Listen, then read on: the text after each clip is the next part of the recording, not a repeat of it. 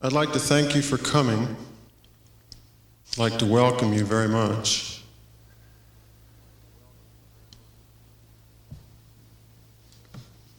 With the exception of a couple people here who are friends, you don't know me and I don't know you. And so what that means is that virtually everyone here is a risk taker, is someone who is willing to step out into the unknown a bit, to come and hear somebody that you really don't have any idea who he is.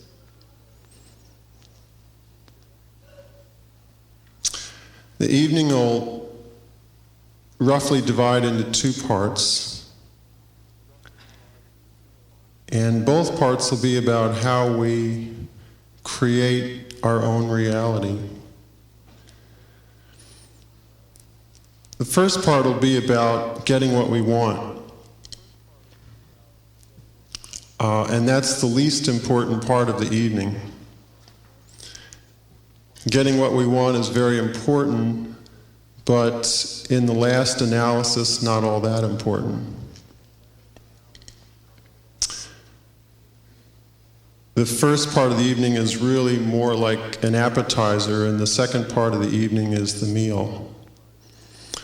So somewhere around 9 o'clock, give or take, we'll take a short intermission and then come back and do the second part of the evening.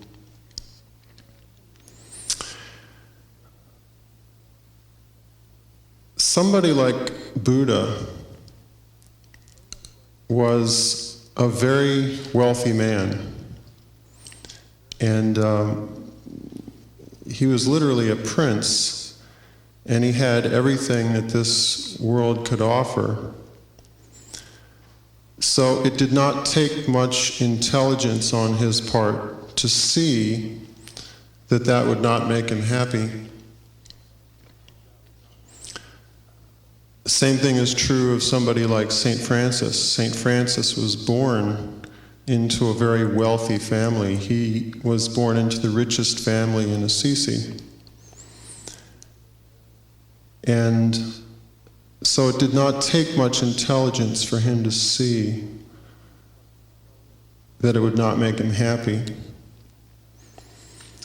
Somebody like Jesus was born a poor man, and as far as we know, was poor all of his life. So it took tremendous intelligence on his part to see that getting what he wanted would not make him happy.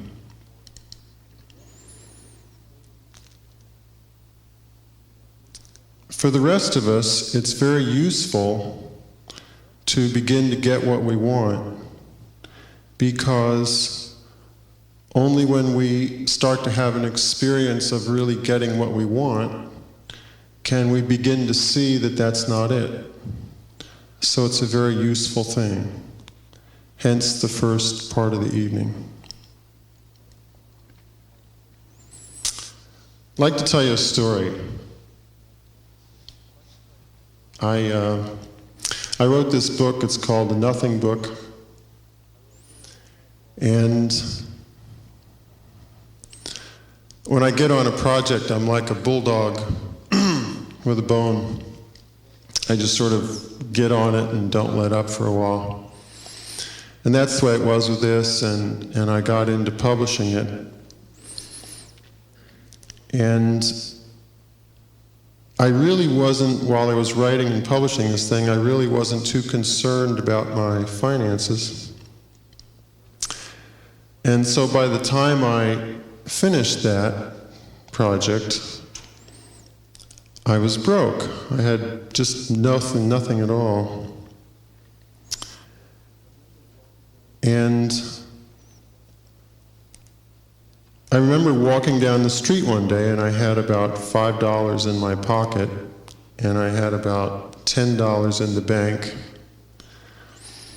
And that was it. That was my total worldly resources. I was all borrowed up. You know, I'd borrowed money from friends and things to keep going while I was writing this. I was eating dinner every night at my best friend's house. That's how I was eating. And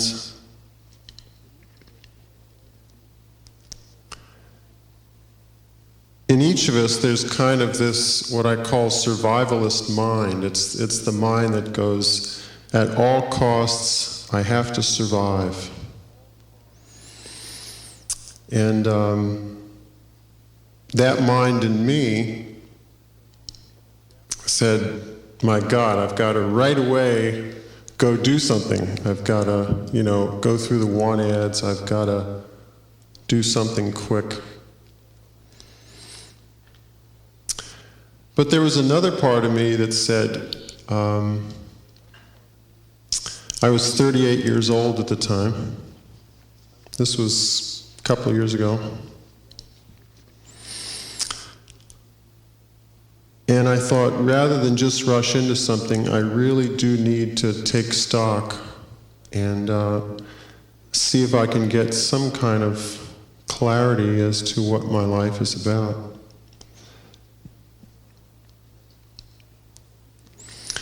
So I began by asking the question, what do I want? What do I really want? Not what do I want today or tomorrow or next month, but what do I want for my whole life? It's a very powerful question. And if you wouldn't mind, I'd like you to take a look at it now. And to help in that, to divide it into 5 categories. The first category is what we might call a spiritual category or a religious category or a consciousness category. And the question there is, what do you want your relationship with the universe to be? Or with existence, or with God, or with life, or however you would like to define that. What relationship would you like there? Let's just take a look for a second.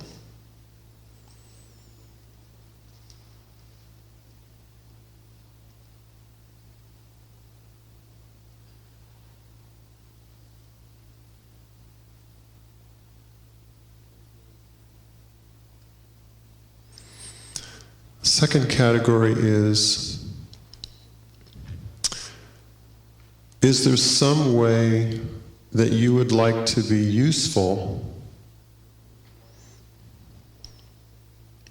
to others, or to the world, or to your part of the world?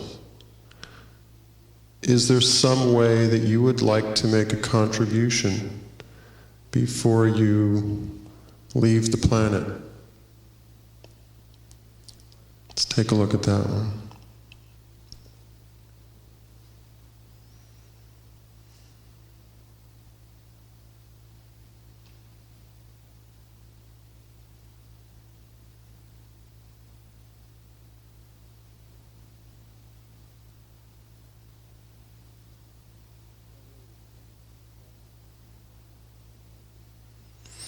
By the way, there's nothing sacrosanct about these categories. They're just a useful way to begin looking at the question, what do I really want? Third category is what we might call a creative category. And that is, the question there would be something like, is there something in you that you would like to express? Is there some particular talent or talents that you would like to use? Is there some way that you would like to be creative, using that word in a very broad definition? Let's take a look at that one for a sec.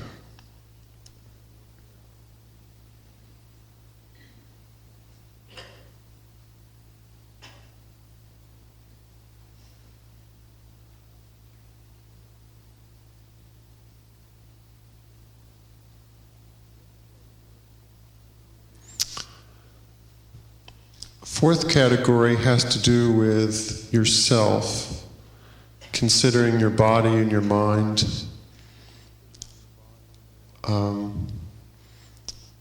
Anything to do with your psychological or physical state. Would you like to be healthy? Would you like to deal with sadness or anger better or something like that? Would you like to have a soulmate?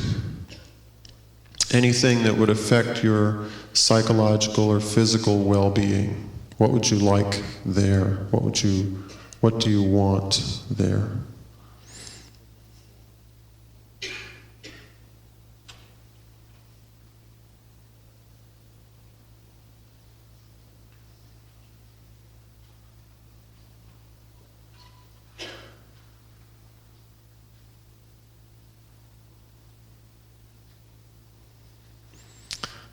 And the fifth category is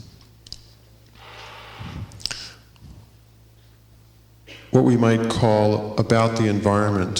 What would you like to see in your environment or in your circumstances? Is there a particular set of circumstances that you would like? A particular vocation or type of job? A particular type of dwelling, place to live, a particular style of life. Is there a lifestyle that would particularly appeal to you?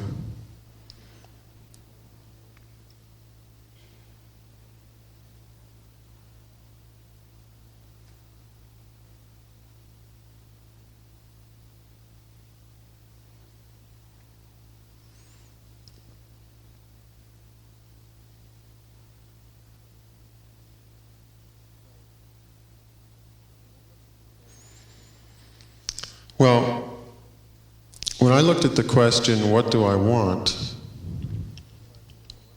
A number of things came up. One of the things that came up was that I really wanted to make some money because I'd been pretty poor all my life. I just hadn't thought much about money. And I decided I wanted to experience what it would be like to have money. So I sat down with my best friend, who was also my ex-wife. That's another story. And we figured out what was the fastest way in the United States to make a lot of money from a standing start. And the answer we came up with was rock music, which for various reasons we decided was impractical. The second answer we came up with was trading commodities as a professional in Chicago. I was down in North Carolina at the time. So I remember walking down the street, and I decided to really go for it. I was gonna trade commodities as a professional in Chicago and just as a kicker, live in a beautiful apartment on the lake. And this was quite preposterous to me at the time, since I had no resources. So I remember walking down the street, having no money, and no job, no anything, and just visualizing trading commodities in Chicago and living in an apartment on the lake. And 4 months later, I did this every day for a while. 4 months later, it came into being exactly like that. There I was, living in the apartment on the lake in Chicago and trading commodities as a professional.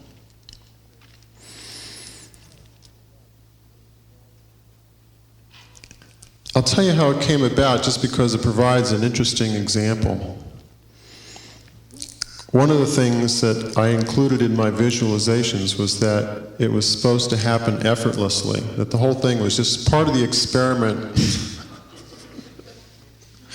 just to add a few conditions, you know.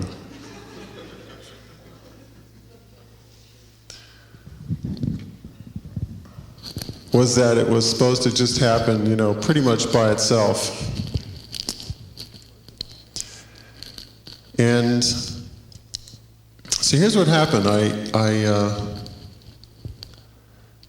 Three people, while I was in Durham, North Carolina, offered to loan me $5,000 apiece to go trade commodities in Chicago when they found out that I wanted to do that. So I had $15,000. I arrived in Chicago. I knew one person in Chicago, and I was staying at his house. I arrived on a Friday. And logically, what I should have done was consult the classifieds right away about apartments and things like that. Instead, what I did was I asked him which direction the lake was.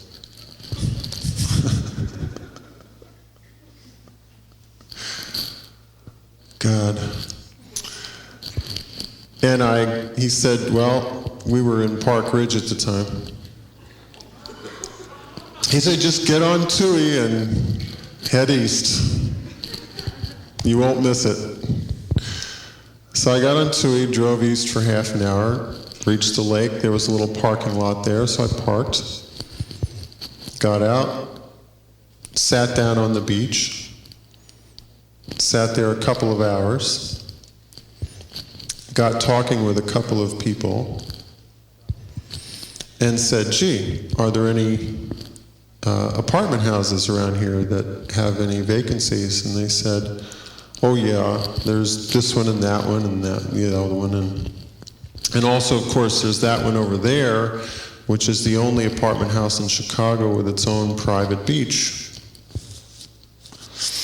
But that's all condos and nobody ever, you know, especially the people on the lake, they just never let those apartments go, and even if they do, they give them to their best friends.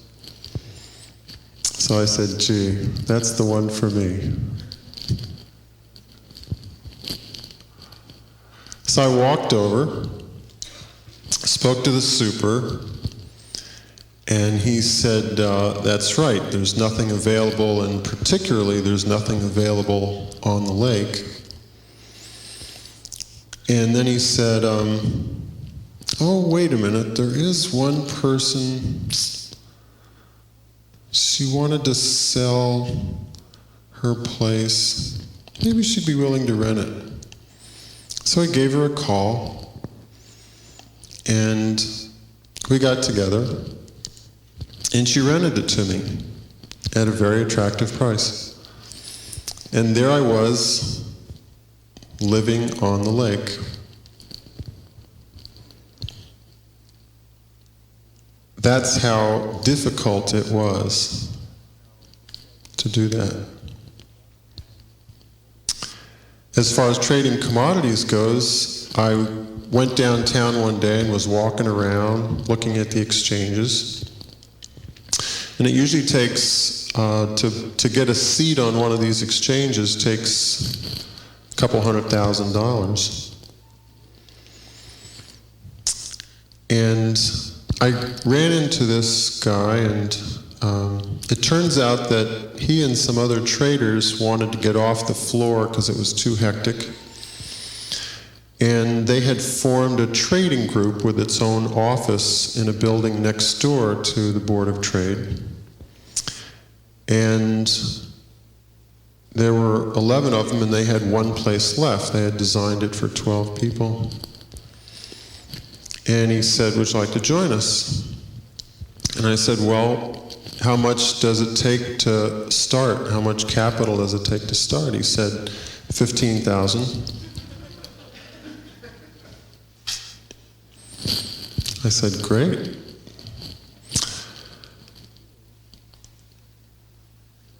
The funny part is that at the time it seemed to me like this incredible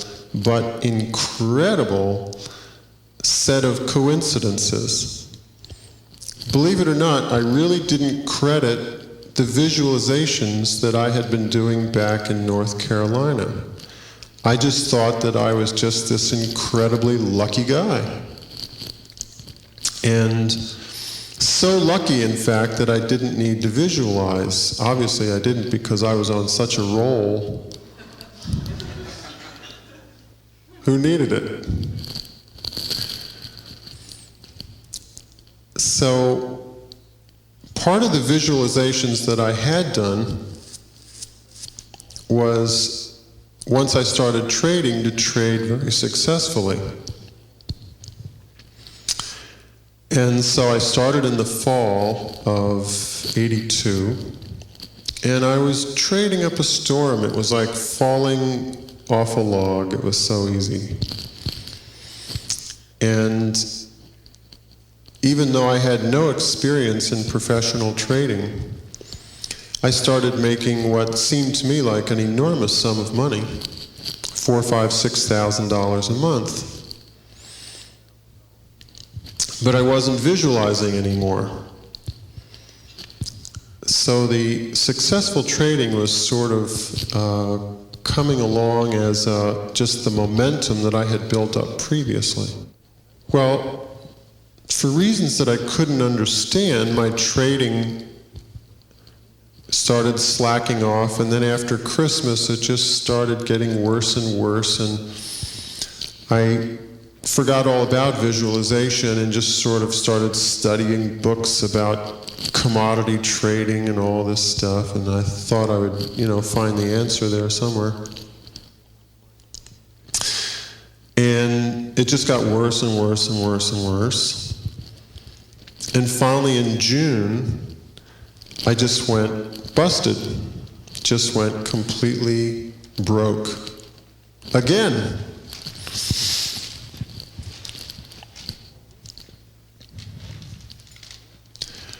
So, once again, that part of my mind that's really into survival said, I have to do something right away. I've got to rush out and get a job or borrow money and go back into trading or something or other.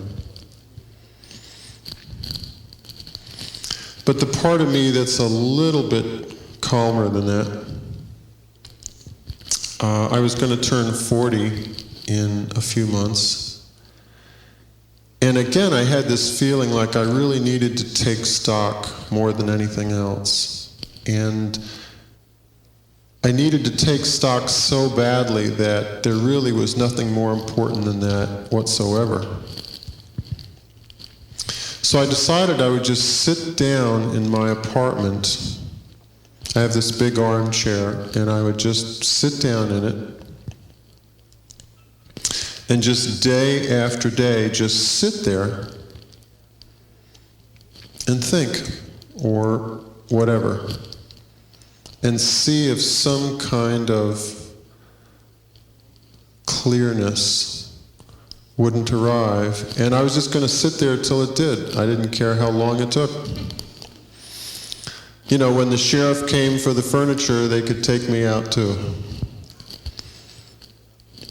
I remember accumulating a stack of bills about 2 inches high, and I got down to roughly $100, and I didn't care.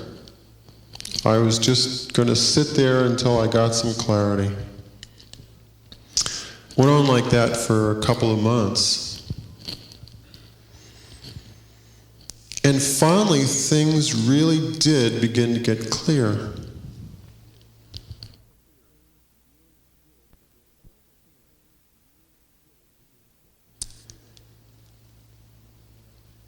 What became clear finally was that I was creating my own reality completely right out of my own head. And not only was I doing that, but I had always been doing that.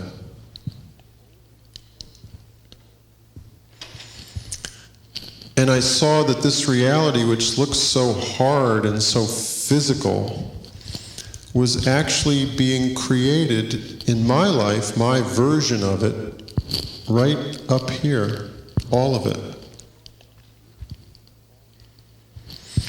And I saw that in this universe, this is a very strange universe, strange and wonderful.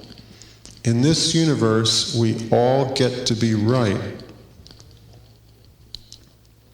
It's like the universe is so accommodating, so non-violent, that it goes whatever way you're going. Meaning that if you take the point of view up here, and it may not be a conscious point of view, it may be an unconscious point of view, it may just be your gut feeling about things.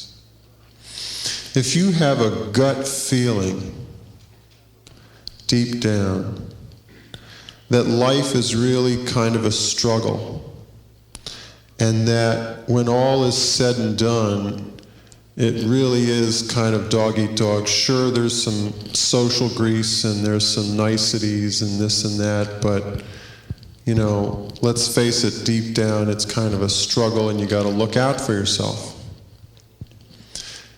If you have that feeling or take that point of view about this universe, it will provide you with all the evidence you would ever want. It will just provide you with more and more proof that you're right.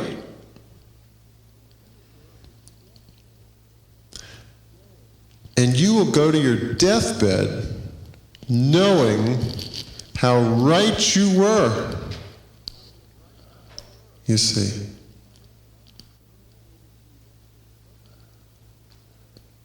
Any point of view whatsoever that you take about it, it will provide you with evidence to prove that you're right.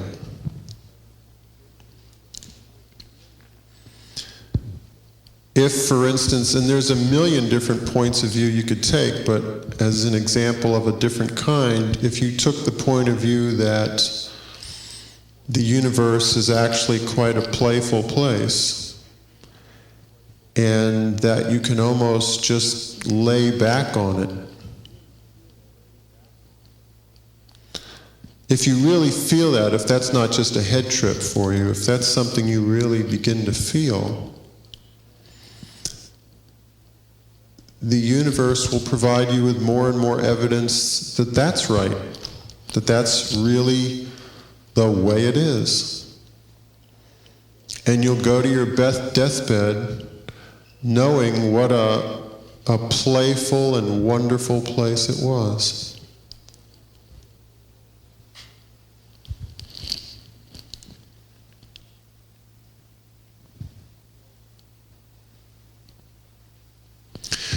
Well, I'm going to talk about money a little bit, not because money's all that important. I visualized for a number of things, but one of the reasons I mention money is because it's quantifiable. Everybody, is very familiar with money. And it's easy to measure.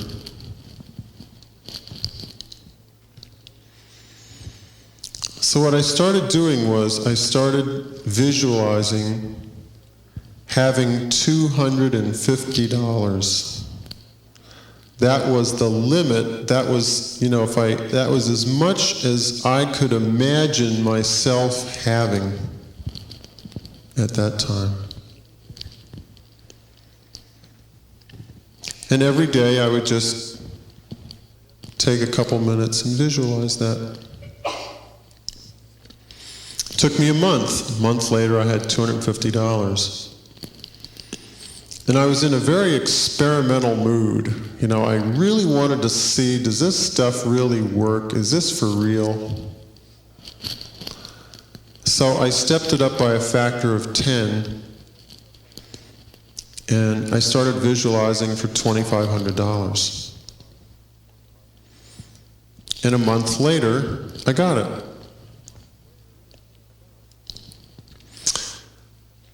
And then I thought, gee, why not step it up by a factor of 10 again? We'll just experiment with this thing. So I stepped it up by a factor of 10 and threw in a kicker, started visualizing for $30,000, which just seemed like an enormous sum to me. And approximately a month later, I got $30,000. I was sitting across a table, just as I had visualized receiving a check, being passed a check across a table for $30,000. That's exactly what happened.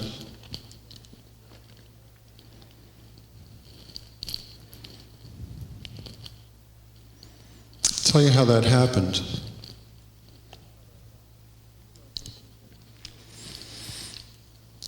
The thing about visualizations is that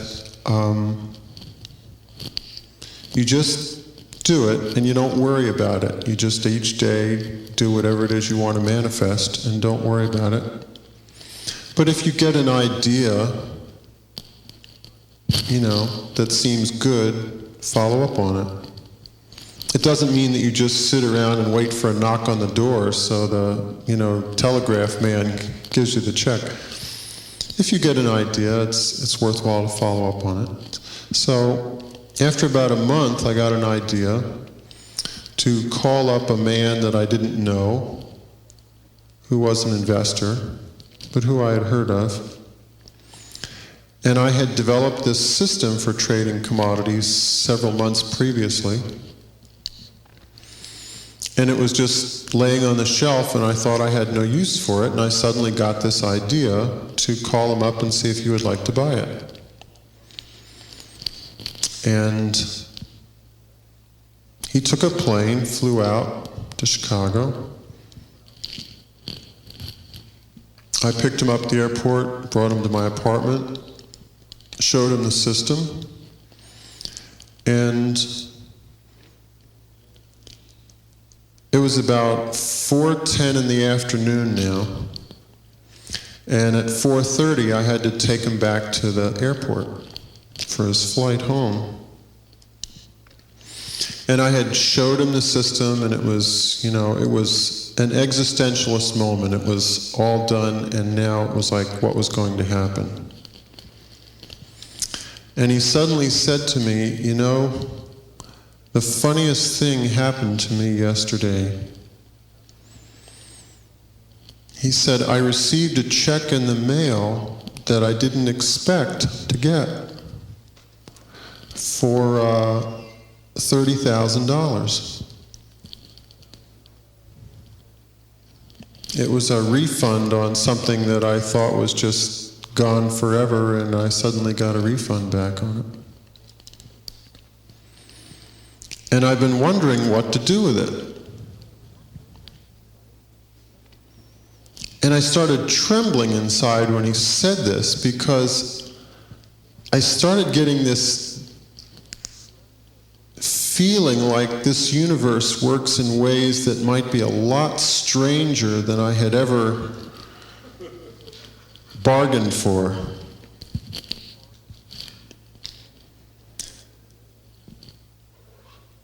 And he sat down and wrote out a check for $30,000, passed it across the table.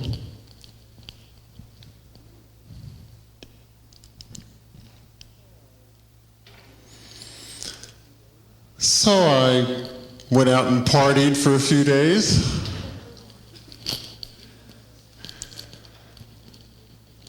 And then I thought, well, I was still feeling experimental.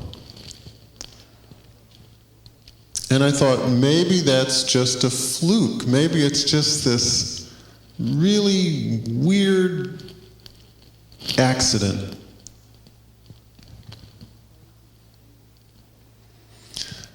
So I decided to experiment once more. And I decided to get really, really outrageous this time. I decided to visualize for $600,000. I started visualizing at Christmas Day.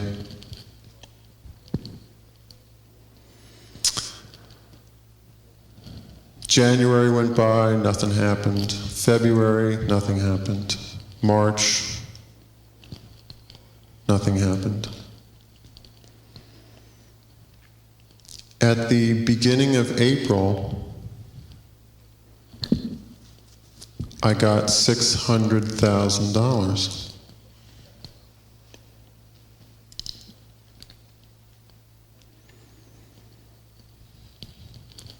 I'd like to tell you how that happened. These little details.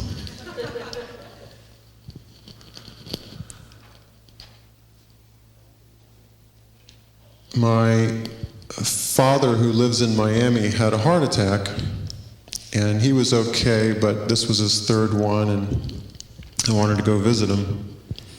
So I flew down to Miami near the end of March and spent a week with him and my mother. And then I thought, well, on the way on flying back to Chicago, I might as well stop through North Carolina and see some friends there on my way back. So I did that. And I was just having a good time. And suddenly I got an idea to go visit a man that I knew slightly, an investor, and see if I could sell him a second commodity system that I developed. And went to his house, and we negotiated about it for 3 days. It was really funny. I mean, we'd have breakfast and negotiate, and then go to the office together and negotiate, and then come home and watch TV and negotiate. And it was wild. It was great. And at the end of 3 days, I was so worn down, and the thing was so complicated, I finally just agreed to it. And I didn't know exactly what I had agreed to. And after I agreed to it, I added it up to see how much it would come to. And about a minute later, I was staring at this figure on a piece of paper. It was exactly $600,000.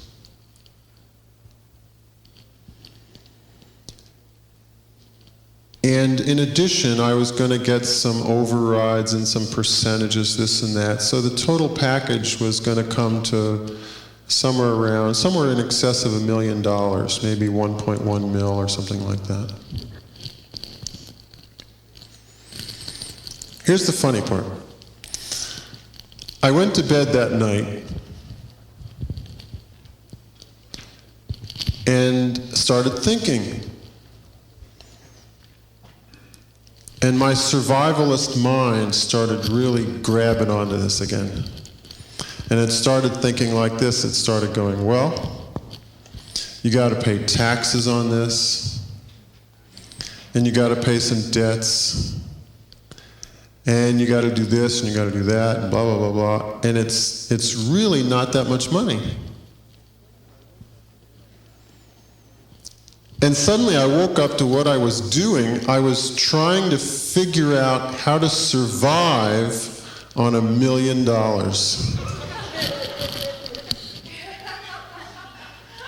Could I do it? Not sure. That's the survivalist mind. It has nothing to do with circumstances. It'll try to survive no matter what your circumstances are. It's just a state of being. It's a state of thinking. And it creates a reality called just getting by, just surviving. That's what it creates. It looks like this reality is so hard and we just kind of react to it. And it's actually just the other way around. Whatever state of mind we're carrying around, that's what manifests in reality.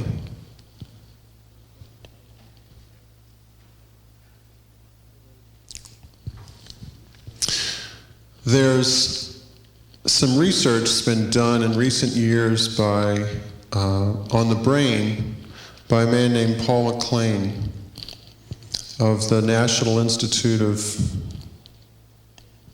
I don't know what. And what he discovered something that I have found extremely interesting. It's that as we've evolved over the last hundreds of millions of years, it's not that our brain has changed.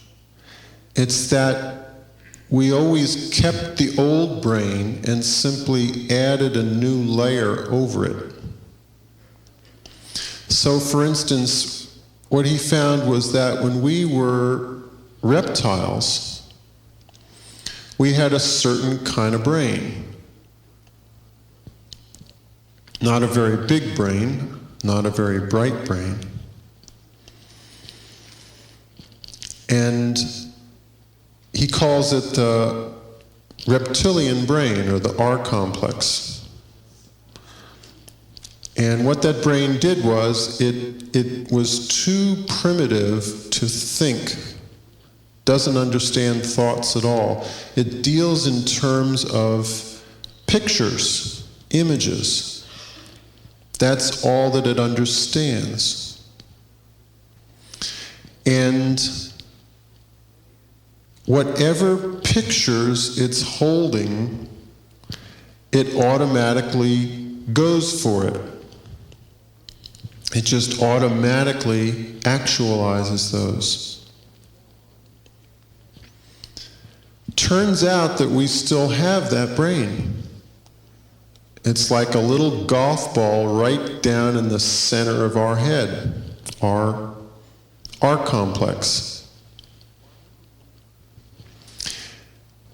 And then when we became mammals, we kept that brain and added another layer on top of it, which we can call the mammalian brain, or sometimes referred to as the limbic system. And it basically, I'm distorting a bit here, but not too much, basically has to do with emotions. And it turns out that we developed emotions as a kind of negative feedback system.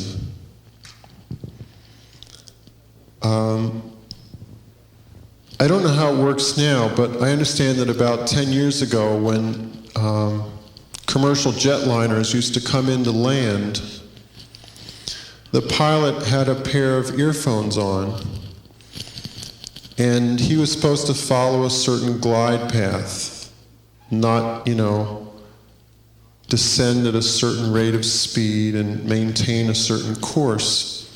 If he deviated from that course to the left, he got one kind of signal in his ear, and if he deviated to the right, he got another kind of signal.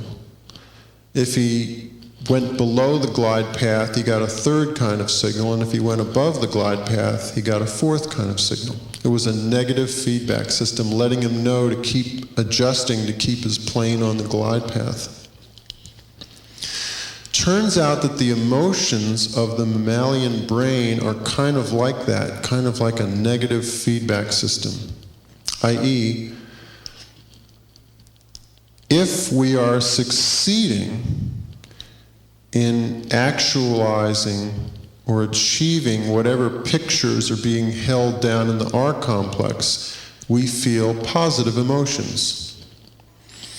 But if we are straying off target in some way, we feel negative emotions: fear, anger, sadness, frustration, which in effect are signals to tell us to get back on the glide path. And then when we became human beings, we kept those two brains, and a third layer developed over those two, which we can call the cortex, which is the thinking brain.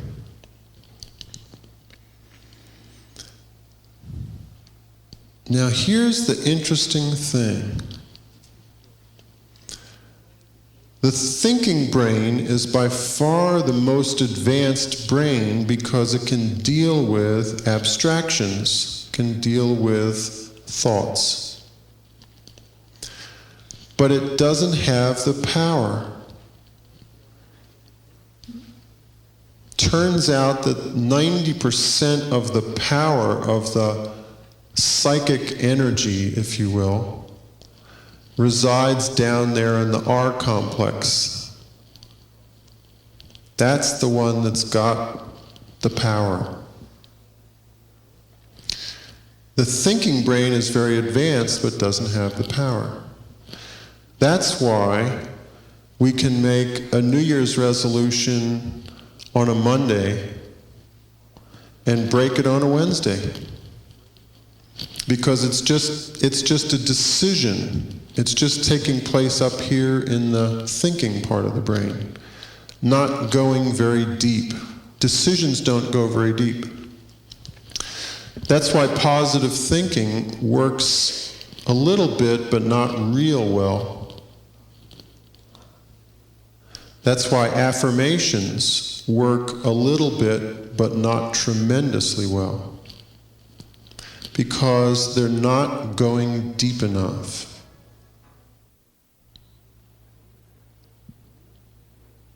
To really get down there where the power is, you've got to use images, pictures, because that's what it deals in.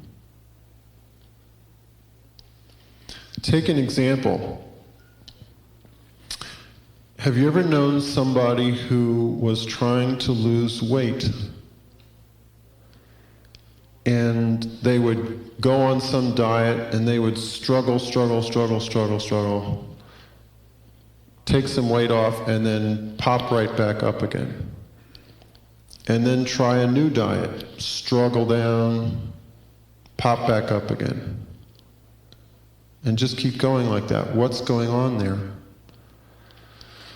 What's going on is that down in that primitive brain, they have a picture of being overweight. While up in the thinking brain, they have a decision to lose weight. The primitive brain always wins in the end. So you can struggle to get that weight down and then you'll just pop right back up again. The easy way to lose weight, for instance, would be to plant a new picture down there. A picture of being thin. And then what will happen is you will automatically find yourself doing whatever is appropriate to lose weight. And there's no saying what that might look like. You'll just do whatever's appropriate. You may pick up a book on dieting, or you may do all the things that you did previously, except this time it'll be effortless and it'll work.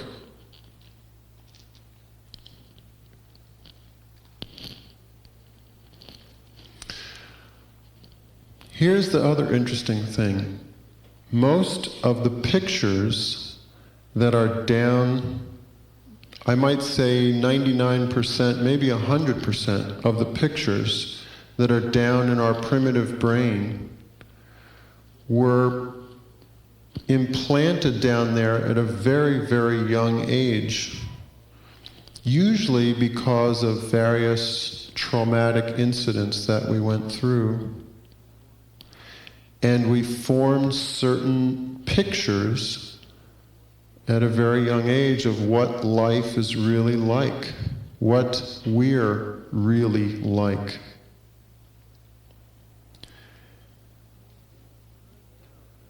And it turns out that we're all perfect manifestors. We don't need to learn how to manifest. We're already perfect at it. Every one of us is perfect at it. Your life is a perfect manifestation of whatever pictures are being held down there in that primitive brain. In fact, if you would like to see what pictures are being held down in that brain, it's very easy. Just take a look at your life right now. Your life right now is a perfect manifestation of those pictures.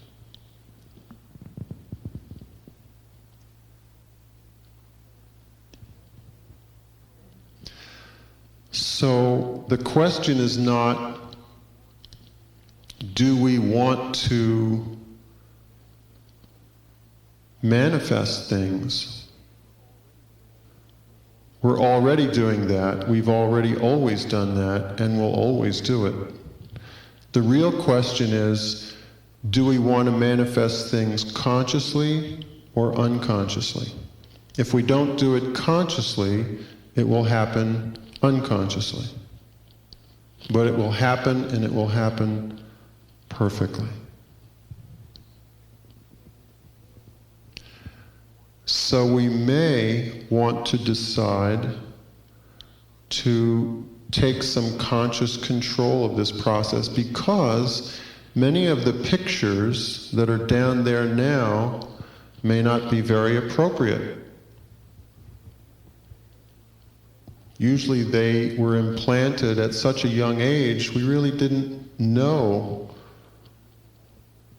what we really wanted or what life was like. And many times those pictures aren't very appropriate. We're still manifesting them though.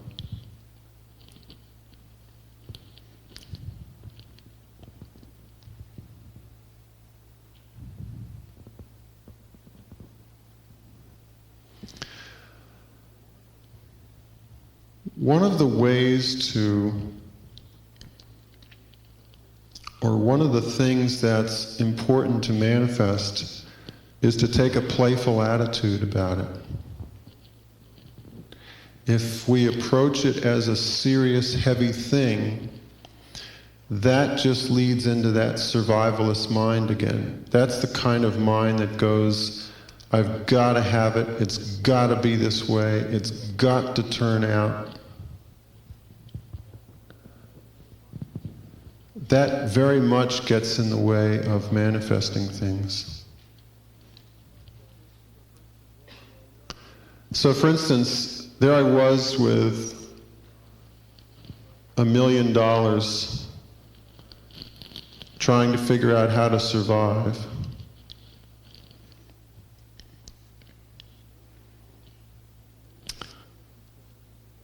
And the money was going to be paid out over 3 years, starting in August. And I thought, how can I get lighter about all this money? How can I get playful about it again? And it seemed like the best way to do so was just to give away some money. So it took me a day because I'm a bit of a tightwad. But the next morning I arranged for 1/4 of it to be given to my ex-wife, my best friend.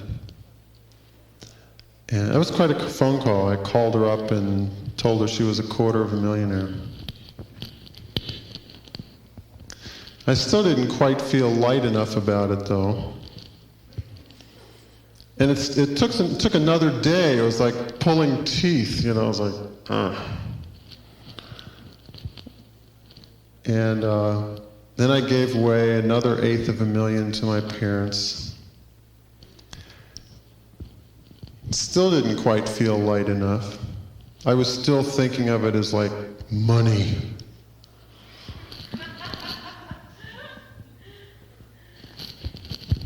So the next day I gave away another $800,000 to a man who was he'd been like a father to me and had helped me out a lot over the years.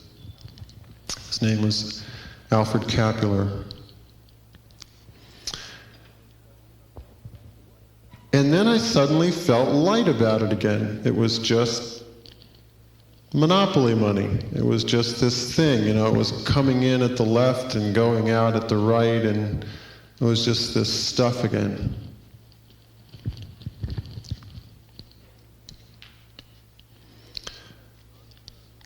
I say that not to illustrate what a terrific guy I am, because I'm very well aware of a number of my shortcomings, but to illustrate how important it is to be playful about it, and that we can go into this survivalist mentality again, no matter what the circumstances. I'd like to relate now exactly what I did when I was visualizing back there in the summer and the early fall, and what I've discovered that seems to work, and also there's a number of principles I came across that just don't seem to be all that important. So I'd like to distill, if I can, what seems to be the essence of it all. First thing is, and possibly the most important, to create a universe where you can easily manifest things. And it's the way you create it is you allow for it. You allow for the possibility that the universe may be such that you can just manifest things. There's two ways to get anything. You can either struggle for it, and quite often we'll get it if we struggle for something. You know, I'm sure we've all had the experience of struggling for things and finally getting it. So that works, it just isn't very enjoyable. The other way is just to manifest it.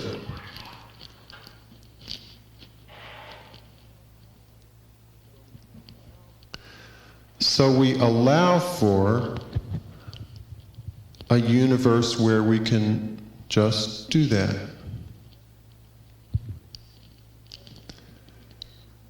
The second thing is to ask ourselves in all honesty, what do we really want? Very powerful question. Not as powerful as some other questions, but nevertheless very powerful.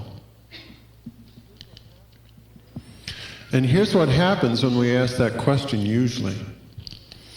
Usually, we turn that question into a different question. We usually turn it into the question, what do I think is possible? Which is a different question.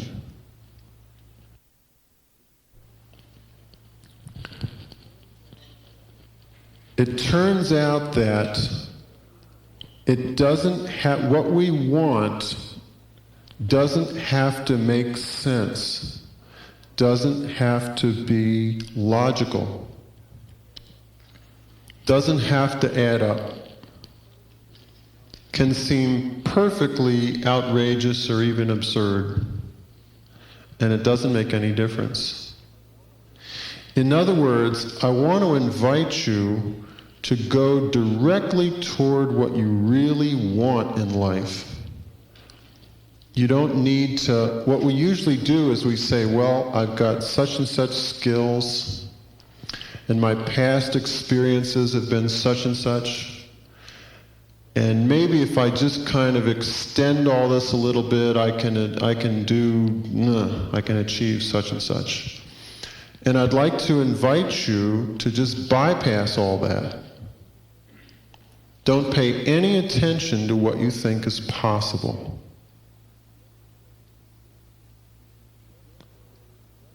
You can just go directly toward what your heart really desires.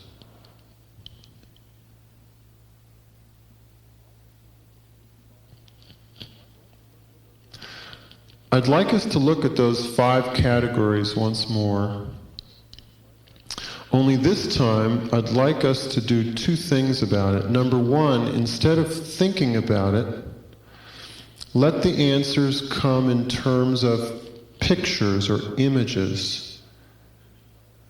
Actually see yourself doing something or being something. If what you've always really wanted to be was a ballet dancer, let yourself see that image of you being a ballet dancer with a ballet troupe or however you'd like to do it. And remember, it doesn't have to seem plausible, possible, doesn't have to make sense, any of that. So I'd like us, and the second thing is, see if you can unshackle your imagination here. See if you can really let your imagination rise to the occasion of your own life and my own life.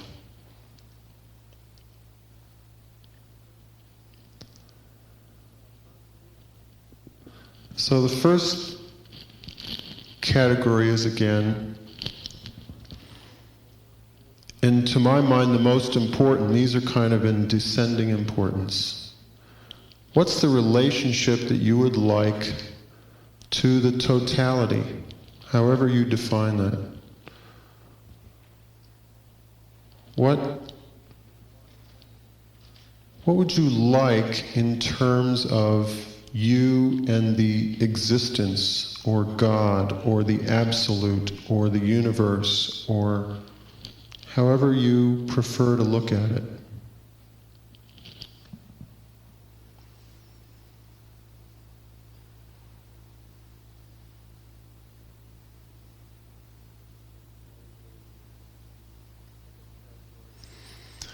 Second category is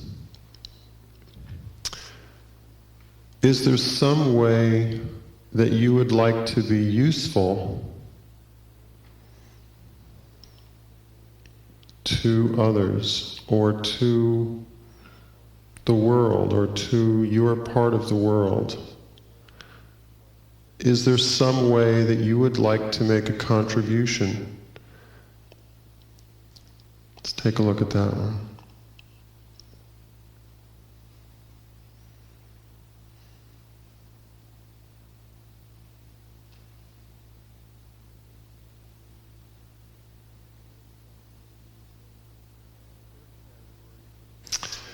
Third category is what we might call a creative category, and that is, the question there would be something like, is there some way that you would like to create something or express yourself, or however that might be? It might be starting a business, or it might be painting a painting, or however it might be. Is there something there?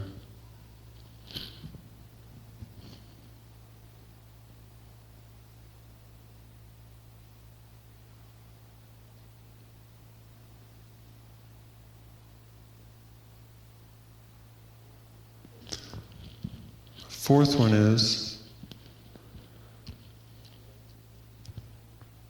in relation to your own self, your body and your mind, what do you really want in terms of health, for instance?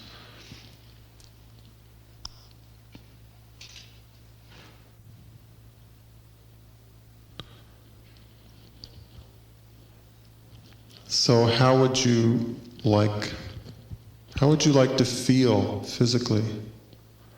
How would you like to feel mentally and emotionally? How would you like to function on that level?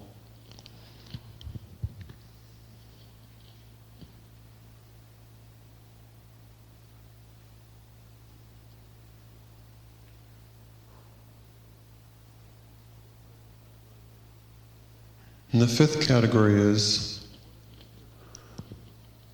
what are the circumstances that you would really like?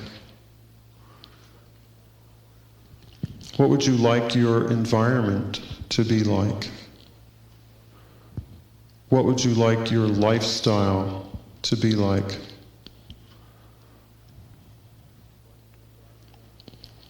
Would you like to drive around in a new Mercedes, or would you rather live in a commune?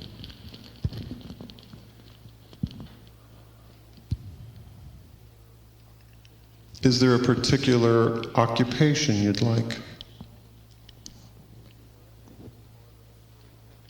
Now that may be part of the third category, or it may come out as part of the fifth category.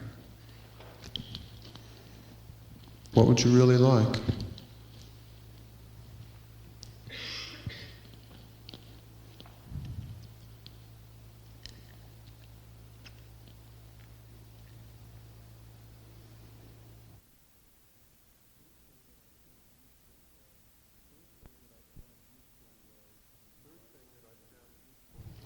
Third thing that I found useful was to write it down. And the reason for that is that most of us, myself included, go around in this kind of pea soup all the time. Just this kind of fog up there. Well, maybe I'll do this, and maybe I'll do that, and da-da-da. And, you know, have you ever noticed it just keeps changing? Writing it down forces us to be concrete about it.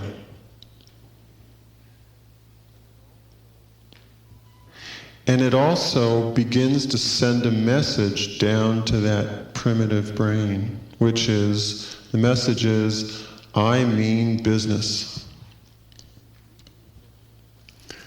You see, usually it gets conflicting messages.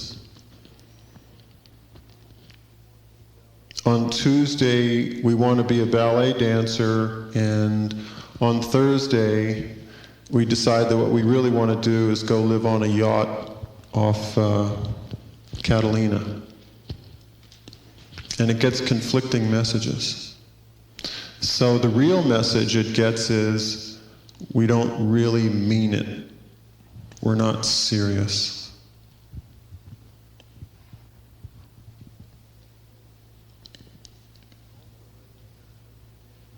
And also writing it down has the advantage that you can see that sometimes some of the things you want are contradictory.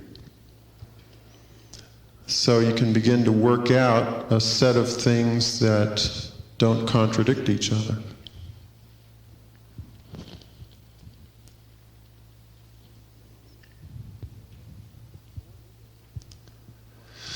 Fourth thing is to prioritize. And I'd like to suggest that the first three things at the very top of your list should be these three things. At the very, very top of your list should be meditation. And there's a reason for it. A lot of us, myself included, go around in a pretty hyper state of mind most of the time. It's not a very good state of mind in which to visualize. To visualize, you need to be quite relaxed. To do it well, you need to be quite relaxed. So a few minutes of meditation first will get your mind into a very relaxed state and make your visualizations much more effective.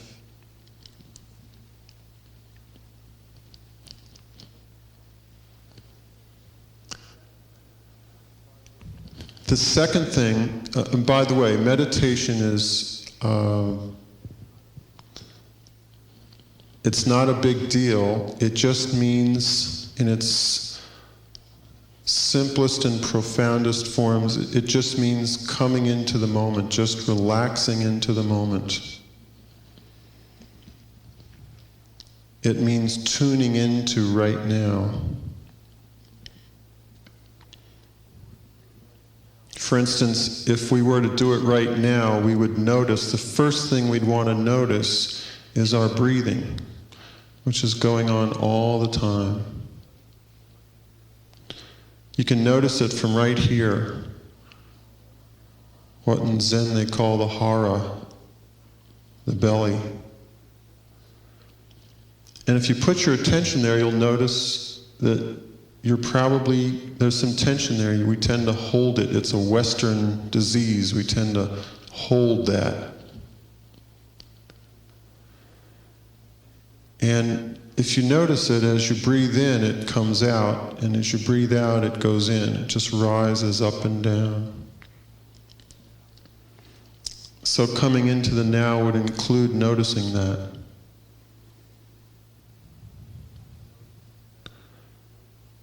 And noticing the air as it comes in through your nostrils or your mouth and leaves. Just that feeling, that sensation as it enters and leaves.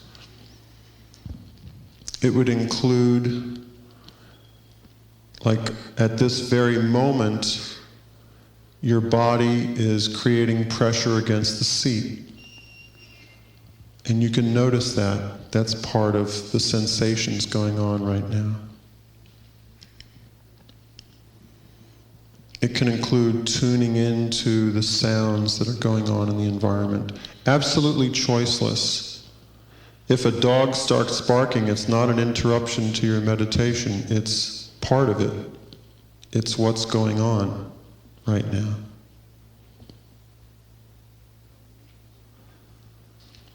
Coming into the moment in terms of your sensations tends to take you out of your mind. Usually where we are is not in the moment, we're in the mind, which is whirling around with its thoughts, pasting and futuring. Second thing I would suggest going on our list is visualizing.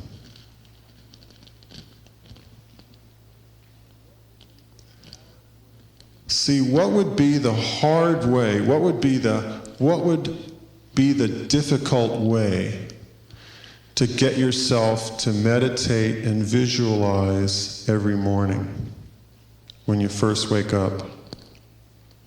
The difficult way would be to make a decision about it, to decide to do that.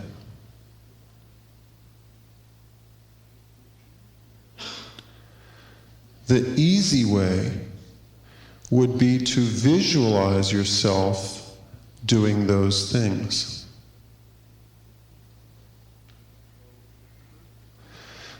So the first two things that you might want to visualize every morning would be to visualize yourself meditating every morning and to visualize yourself visualizing every morning.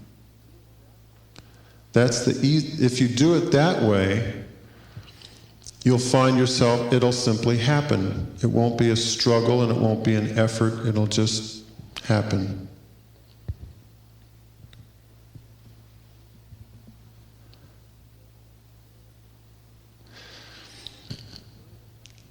And I'd like to suggest that the third thing on the list should be to rewrite your list completely,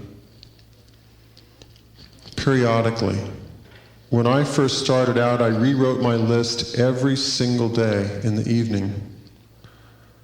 I would sit down and just rewrite the whole list. And the value of that is it forced me to re-look at it, to rethink it. What do I really want? And you'll find as you start visualizing things that what you want starts evolving. In fact, if you rewrite your list every day, you'll find that for the first 10 days or 2 weeks it will evolve very rapidly. That's why it really doesn't matter too much what you put down in the beginning. You know, if you were to go home tonight and make up a list, it really doesn't matter what's on that list very much. What matters is simply that you get started, because it will evolve very rapidly over the first week or two. And then you'll find that it's evolving less rapidly, and then you can just rewrite it maybe twice a week.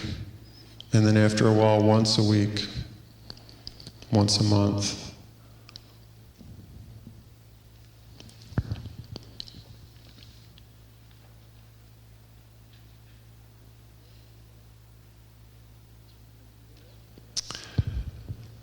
I suggest that you visualize when you first get up in the morning. In fact, before you even get up. You know, maybe I used to just wake up, throw some water on my face just to wake up a bit, and then immediately go right into it. And the reason is because at that point we're still pretty relaxed. But if we don't do it then, what happens is we wake up and we go into this state of mind right away that goes, oh God, I've got to do this and this and this and this and this today, and da-da-da, and I got to, and we just go right into that hyper state. And we just live there all day. And then if you try to visualize at night, it's like you're either going to be hyper or you're probably going to be tired. It's not going to go as well.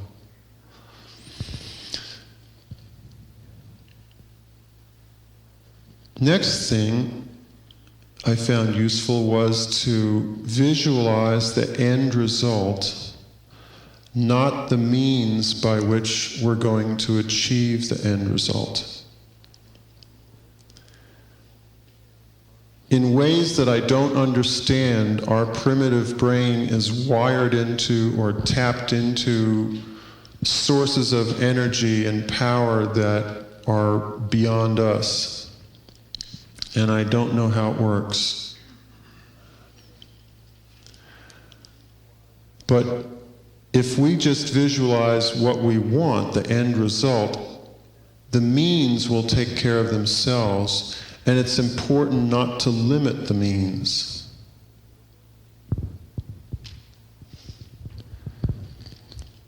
In other words, suppose what you really want is a great love affair. It's important not to specify that it has to come through some particular person. What you really want is the love affair. So the universe has many, many doors by which it can provide us with things. And we don't want to limit that process.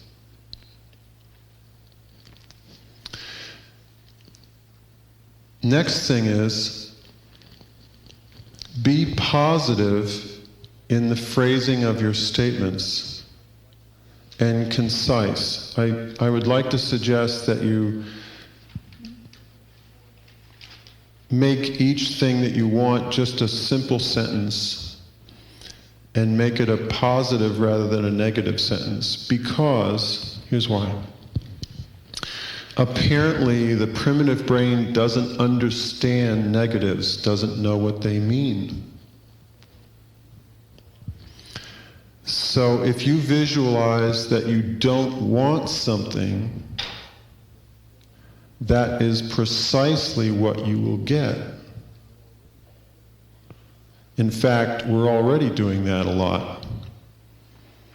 You know, I don't want this, I don't want this, I don't want it, I don't want it, and then we get it. Yeah.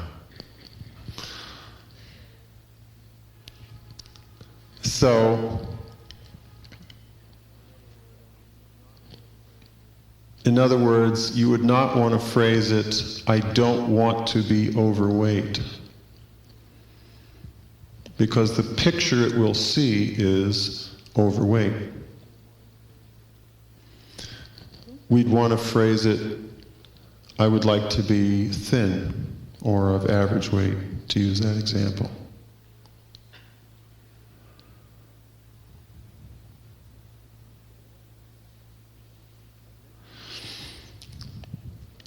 Next thing is, by all means, let it be effortless.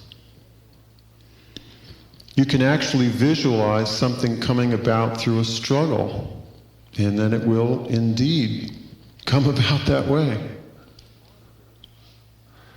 So as part of it, let part of your vision be that it comes about easily, naturally, flowingly, like that.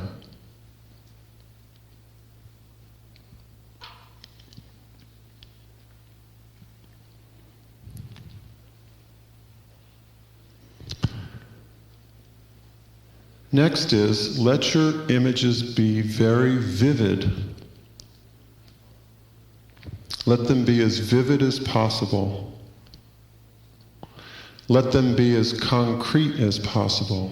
Include as much detail as you can. And by the way, if you don't know what you want, or if you're kind of fuzzy about it, that's okay. Just use what you've got. Just visualize that fuzzy image at first. And it will gradually come into focus as days and weeks go by. When it gets perfectly in focus, it'll pop into reality. And if you don't know what you want at all in a particular category, visualize knowing what you do want. Visualize as if you did know what you want. See that.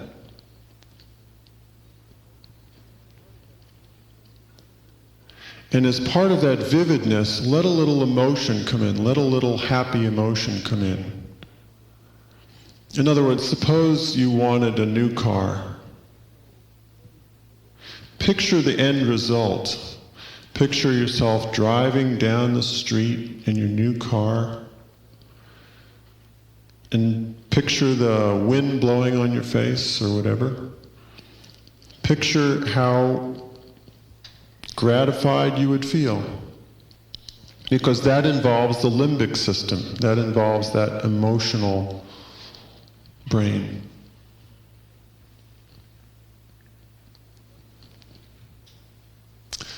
The ninth thing is, only visualize for yourself.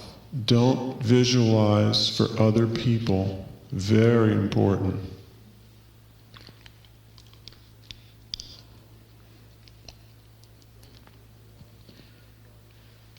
Don't visualize that somebody is supposed to behave or perform in a certain way.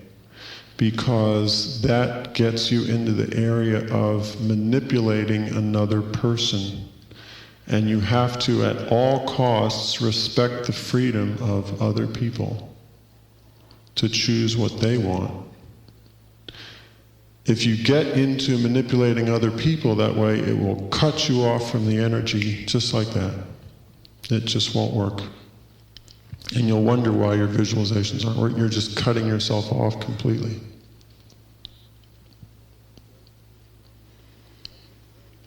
Just visualize for yourself. At the very most, you can visualize somebody else being happy. But even there, be very careful, because we don't know how another person should be happy. That's for them to decide. And the 10th thing, and the last thing, and after the first thing, probably the most important, is to approach the whole thing playfully. In other words, don't be attached to the end result. Don't get into the frame of mind like it has to happen. It's got to happen. That's the frame of mind that keeps things from happening.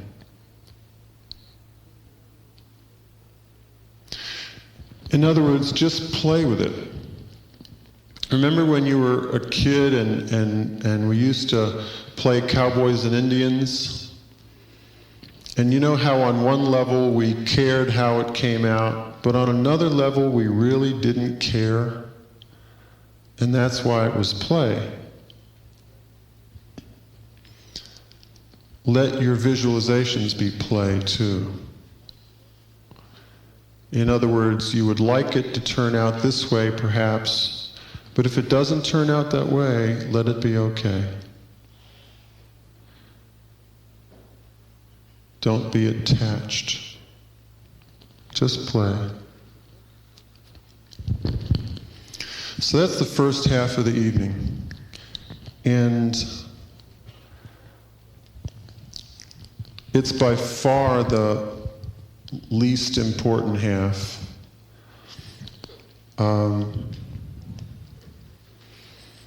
Getting what we want is terrific and wonderful, and I invite you to get a really beautiful experience of it. And in the final analysis, it's not all that important.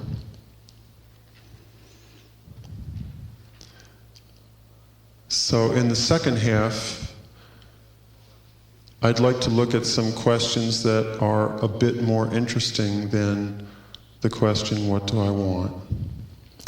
So, I'll see you then. I think I can best illustrate some of the issues of this half by telling a story.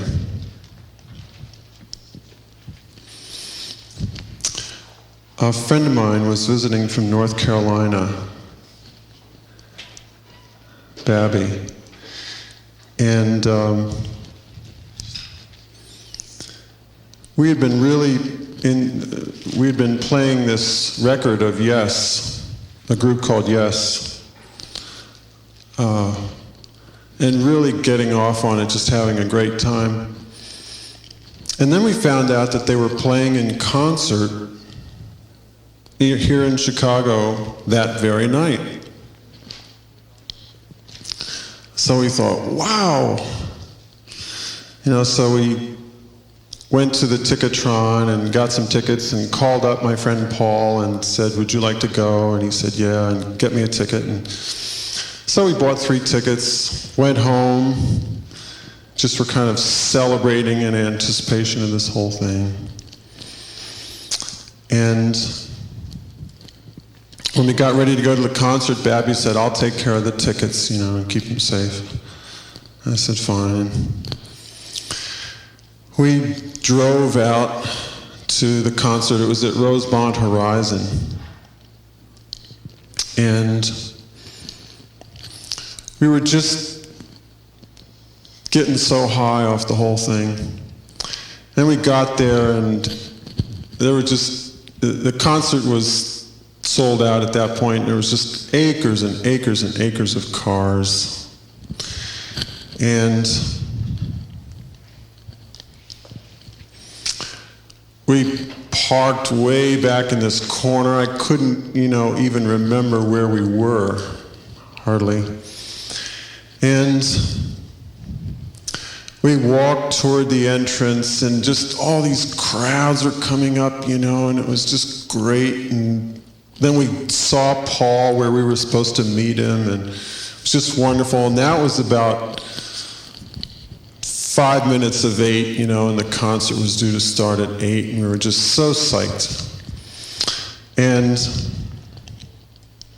so Babby reached in her pockets to get the tickets. And there wasn't any ticket in the pocket, so she looked in another pocket and wasn't there. And then she looked in some more pockets and wasn't there, and then she rechecked all the pockets, and this kind of horrified expression came over her face, like, where's the tickets? And meanwhile, Paul and I are standing there going, like, oh God. And then Babby goes, I remember, they're in the car. They're on the dashboard. So she said, would you go back to the car and find them? So I said, okay. And I start running across this huge parking lot, trying to remember where my car is, and searching among all these cars, and finally find my car, get inside, look on the dashboard, look on the seats, look in the back seats, look under the seats. And it suddenly dawns on me that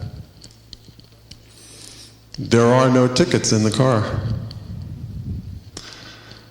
Then it dawns on me that not only are there no tickets in the car, there are no tickets. Like, the tickets are back home.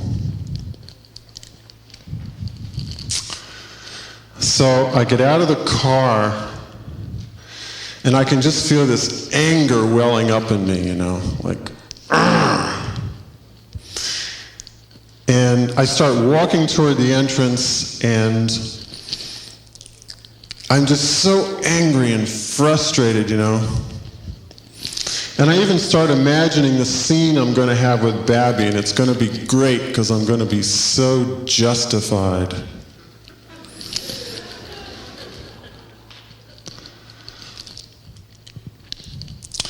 And then I think, no, that won't do. That's really nonsense, And then what I do is I revert to this, what I call this spiritual solution, quote unquote. And it's like when I first started turning on to spirituality in 71 or something, I got this idea that so-called spiritual people were kind of really centered all the time and really relaxed all the time and just really, didn't get angry and didn't get sad and just were kind of up and all this. And it's actually a skill that you can acquire. It's like playing the piano, You can just sort of go around, feeling like you're this really spiritual person and thinking that you're just kind of feeling centered and all this. And it's absolutely phony baloney. It's just total nonsense. It's not authentic because Real people get angry, and real people get sad, and real people get lonely, and real people get frustrated. So according to this, spiritual solution, or so-called spiritual, I was going to go back and I was going to just be a nice guy, and it's okay, that the tickets are gone, and all that, and just,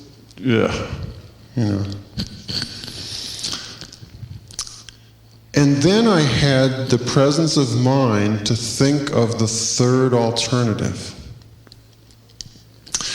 And the third alternative was to look at my own mind.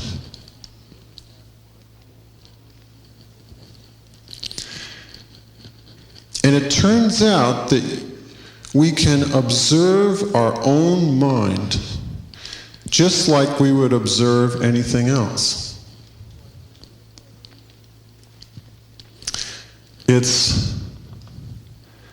If we look at our minds carefully, we'll see that thoughts have an independent existence. They really don't need us very much, if at all.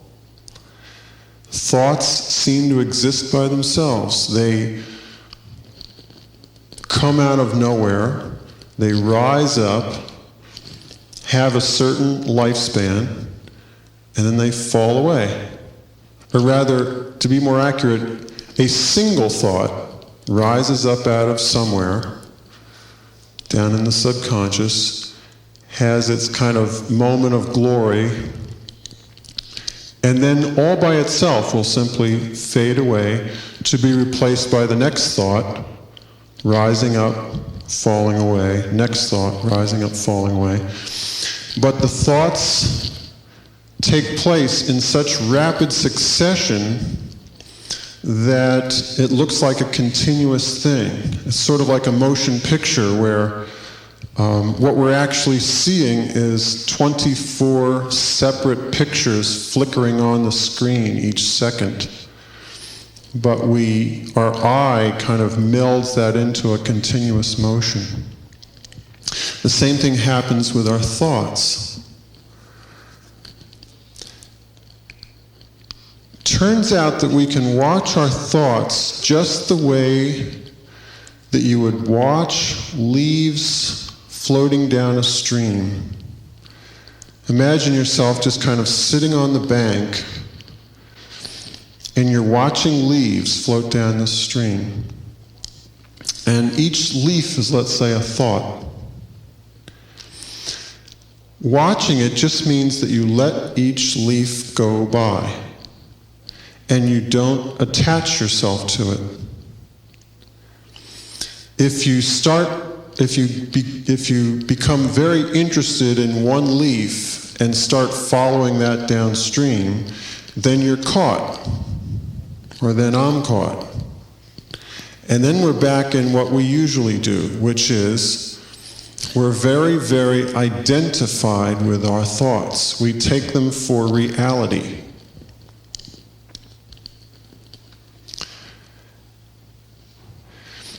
And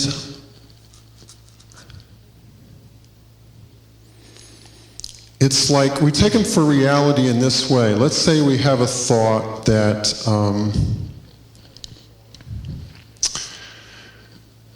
men with mustaches are impolite. And we just kind of go around with this thought from time to time.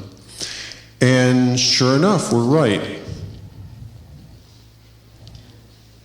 It's just the funniest thing. Every time we meet a man with a mustache, sure enough, he's impolite. And then we meet a man with a mustache who's not impolite. And he becomes the exception that proves the rule. And let him slip up even once. And we go, see? I was right. Men with mustaches are impolite. That's how we create our reality of things.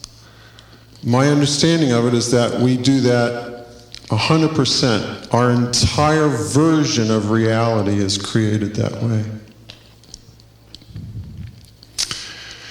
In other words, to identify with a thought is to see it as being a real thing, as reality. That is, men with mustaches really are impolite. No kidding around, they really are. That's being identified with our thought. But actually, reality is a little more mysterious than all that. It's more mysterious than the thoughts that we have about it. And watching our own mind involves simply looking at those thoughts as thoughts, as just productions of the mind, rather than as reality. In other words, disidentifying with it.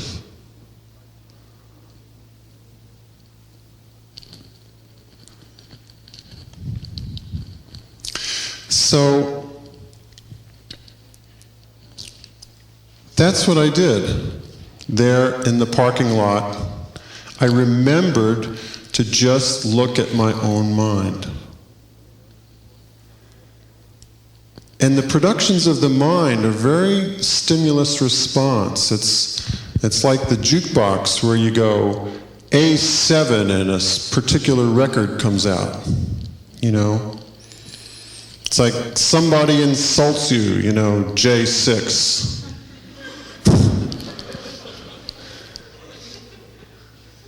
And out you come with another insult, you know, M7, you know. It's just like that. Well, watching our own mind involves beginning to look at the automaticity of this, to begin to look at the mechanicalness of it, the robotic quality of it. It's very robot-like. And we're in that state very close to 100% of the time, because we're always responding to something or other. Either we're responding to some stimulus from the environment, or thoughts themselves can be the stimulus. You know, we're having certain thoughts and they become the stimulus to other thoughts, and it's like and if we begin to watch it, the most amazing thing, you see that the whole process just goes on all by itself. It doesn't need us at all. It's just this thing, it's just this automatic process just keeps going on. And it turns out that you can just kind of, you know, stand by the side and just kind of watch the whole thing go by. Just like you would watch cars pass on a highway, you know, just watch them go by. Or the way you would watch clouds float across the sky, you just watch them go by. And if in a particular moment you're stuck in something,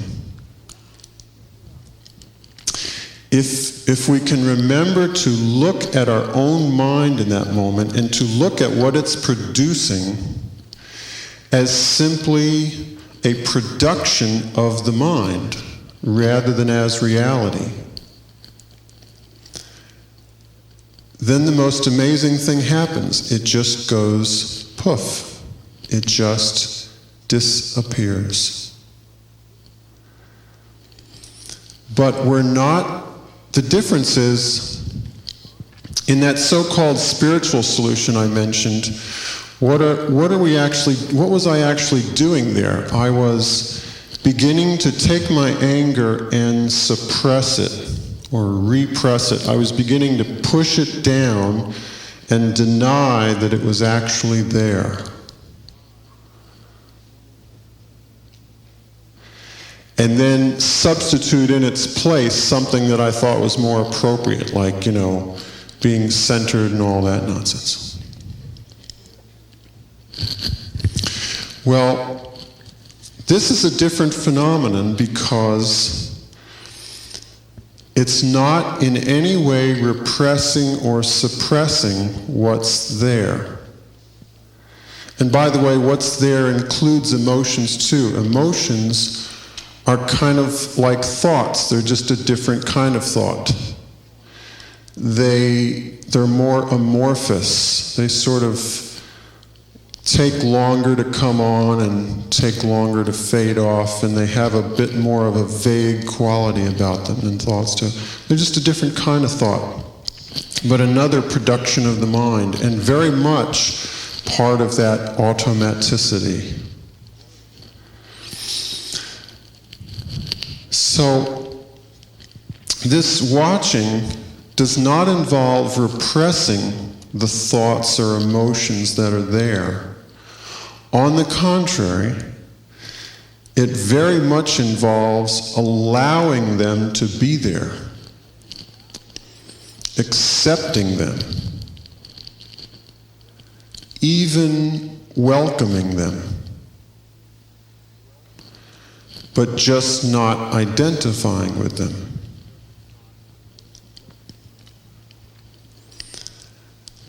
And what happens is that it's almost like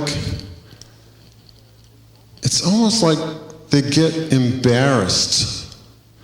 It's like when you start watching them instead of being them, or watching them instead of identifying with them, it's almost like it just can't run anymore. It's too silly, To be angry, you literally have to be unconscious. You have to be on automatic. With every emotion, certain thoughts correspond. In other words, we talk to ourselves in certain ways corresponding to the emotion that we're feeling at that moment. It's like if we're angry, let's say we're angry at our boss. Corresponding to the emotion of anger is a particular way of talking to ourselves about that person, Well, that no good da-da-da-da-da, Why does he always da-da-da-da-da? Why can't he da-da-da-da-da,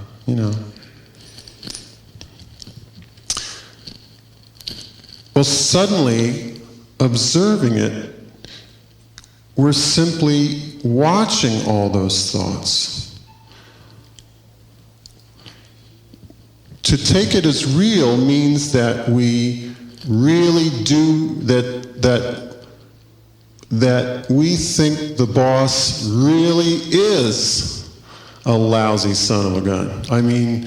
But if you knew him, you'd know that's the way he really is, That's identifying with our thoughts. Disidentifying means accepting that he just is wherever he is. Whatever he is, that's what he is. But without categorizing it or labeling it, and whatever thoughts our mind has about it, just seeing those as thoughts. That's what minds do. They judge and evaluate and criticize a lot.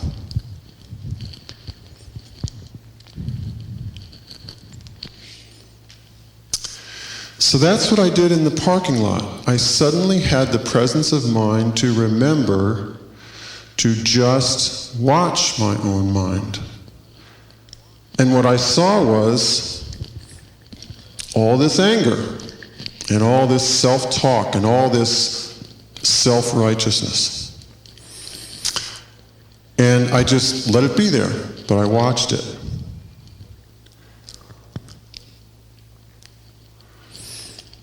And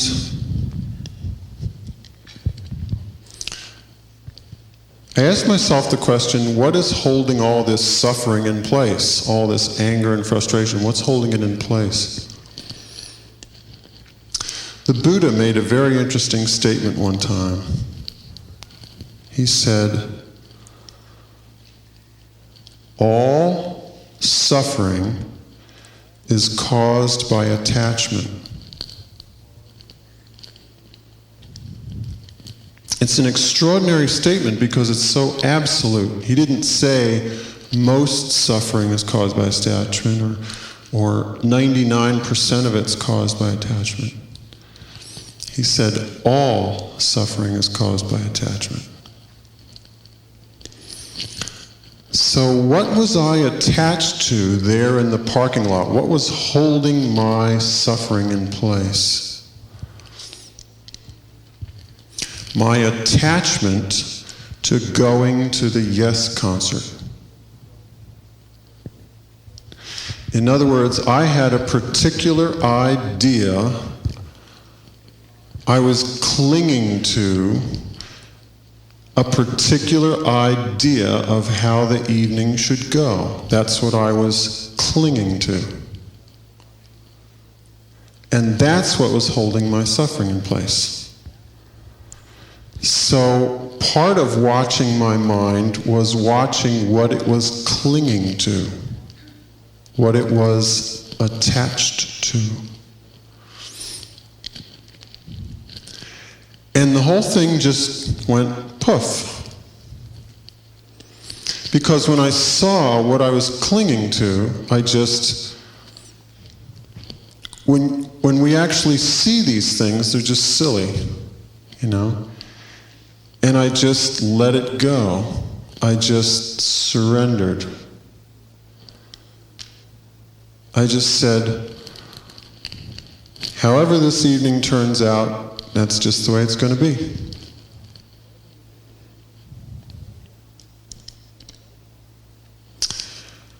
And all the anger and the frustration just disappeared. Not that I wasn't repressing it or suppressing it anymore. I was willing for it to be there. But it just went. And in its place, I was just in the moment. In fact, I was radiant. That's what happens when you're really stuck on something and then you suddenly turn your microscope on your own mind and just see it, and it just blows. And suddenly you're in the moment, and it feels so good to be back in the moment that you're just radiant. And I walked back up to the entrance, and I could see Babby kind of searching my face like, you know, what is this going to be? Is this going to be an angry scene? Is this going to be a phony spiritual scene? Is, you know, like what kind of thing is going to go on here? And I just, very matter-of-factly, even smiling, you know, I said, well, there's no tickets. And it wasn't a phony smile. You know the kind of smile where somebody's angry but they're smiling? And it wasn't that, it was just a real smile. And she suddenly relaxed. It's like she saw that whatever it was okay. And she just relaxed. I could just watch her. I just saw her just, okay, I guess it is okay. And then she remembered where the tickets were.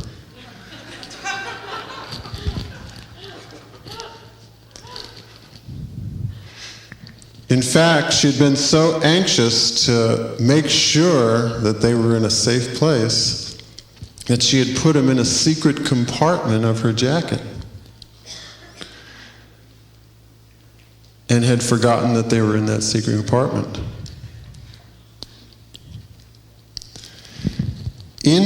and we went to the Yes concert. Now, the interesting thing is, I created going to the Yes concert by surrendering. In other words, if I had gone back there with some sort of trip going on, either anger or phony spirituality or gee, it really doesn't matter, or whatever trip I might have been on,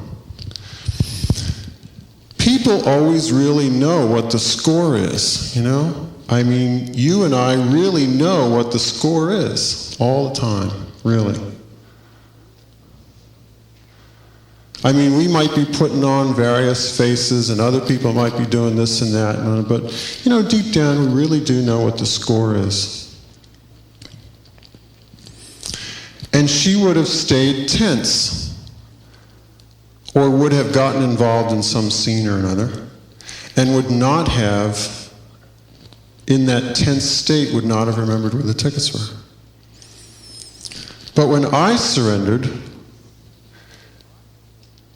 she suddenly relaxed and was able to remember where they were. And in a very real sense, I created being at the Yes concert that night by surrendering.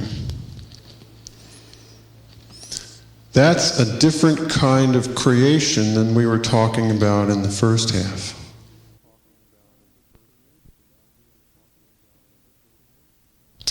I'd like to give another example.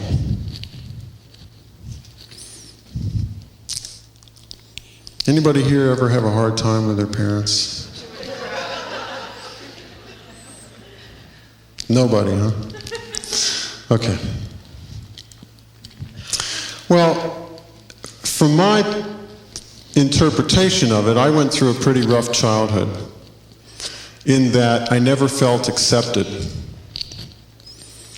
It always felt like I was being criticized, that something was wrong. And what I kept feeling was, gee whiz, you know, why won't they just accept me? Like, you know, what is the problem with them? Why can't they just accept me as I am?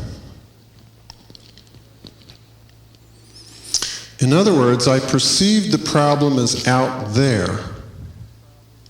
And what was I doing in effect? In effect, I was making a victim out of myself. I was saying, I'm a victim of my environment. I'm not the cause of any of this. This is something that's happening to me. This is a state of mind that a lot of us go around in a lot of the time.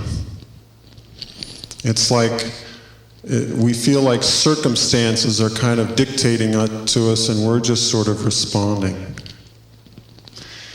And I'd like to tell you that it isn't so.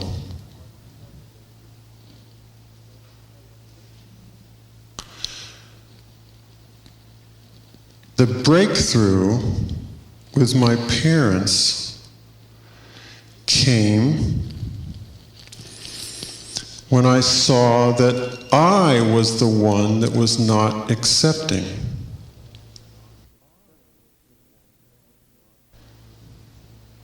You see, in my world, in my reality, it doesn't matter what games other people are playing. All that matters is what game am I playing? That's the only one that matters. I saw that I wasn't accepting them. And what was it that I wasn't accepting? I wasn't accepting their non-acceptance of me. It wasn't okay with me that they didn't accept me.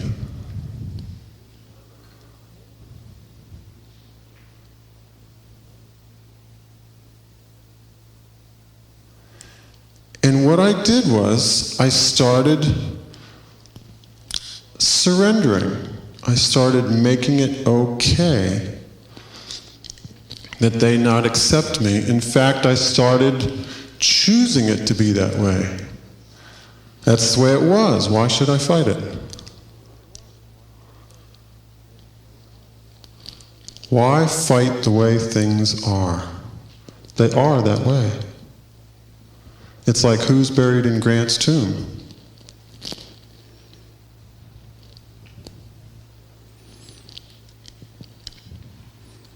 The stuff we're talking about in the second half is difficult to understand, not because it's complex, but because it's so simple. It's almost too simple for our minds.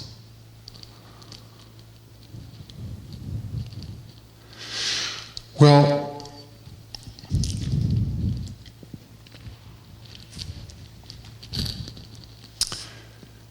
you see, if it's not okay with you that somebody be a particular way, then they have to be that way around you. Because that's how they get to assert their individuality. So anything that's not okay with you, that's the way it's going to stay around you.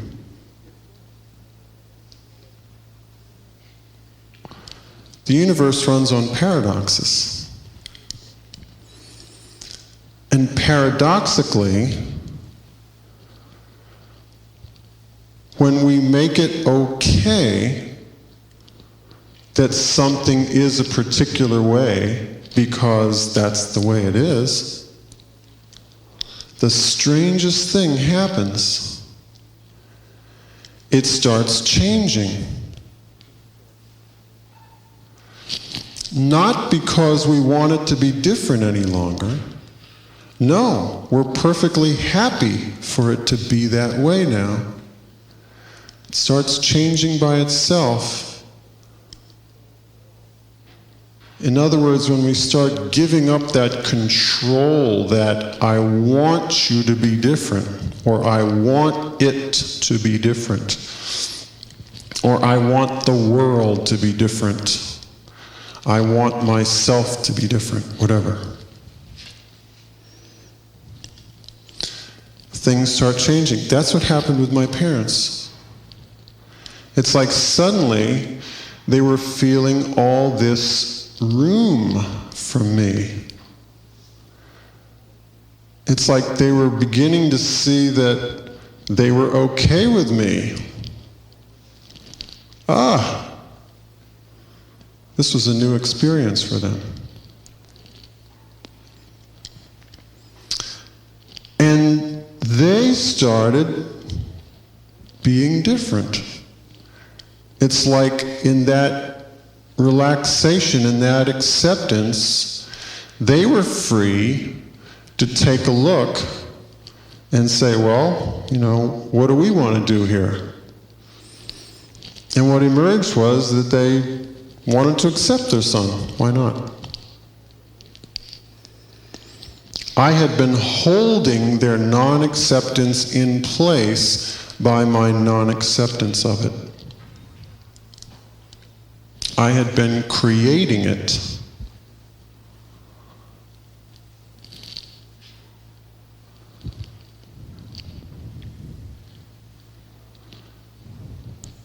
And that was the breakthrough there, I really just unabashedly love my parents now. I just respect them so much. I'd like to give another example. The first time I was able to do it using sadness. Has anybody here ever felt really sad? Sad to the point of, like, you just feel like you maybe weren't even cut out for this earth?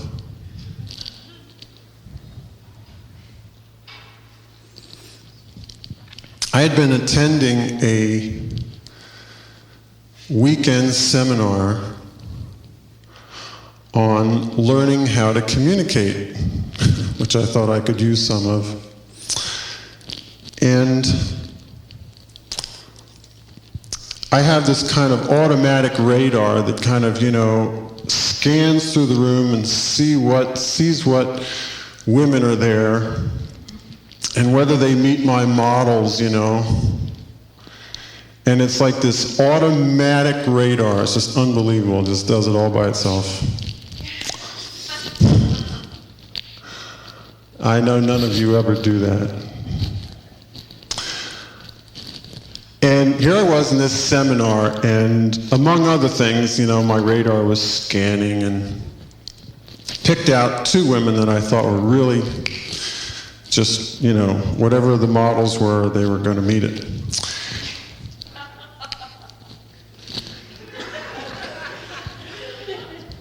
So,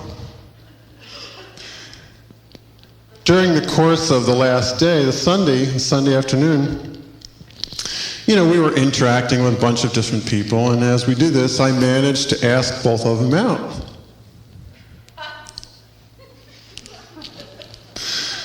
And they both said, no.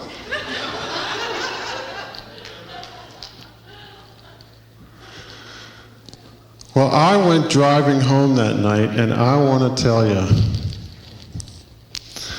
I mean, like, rock bottom.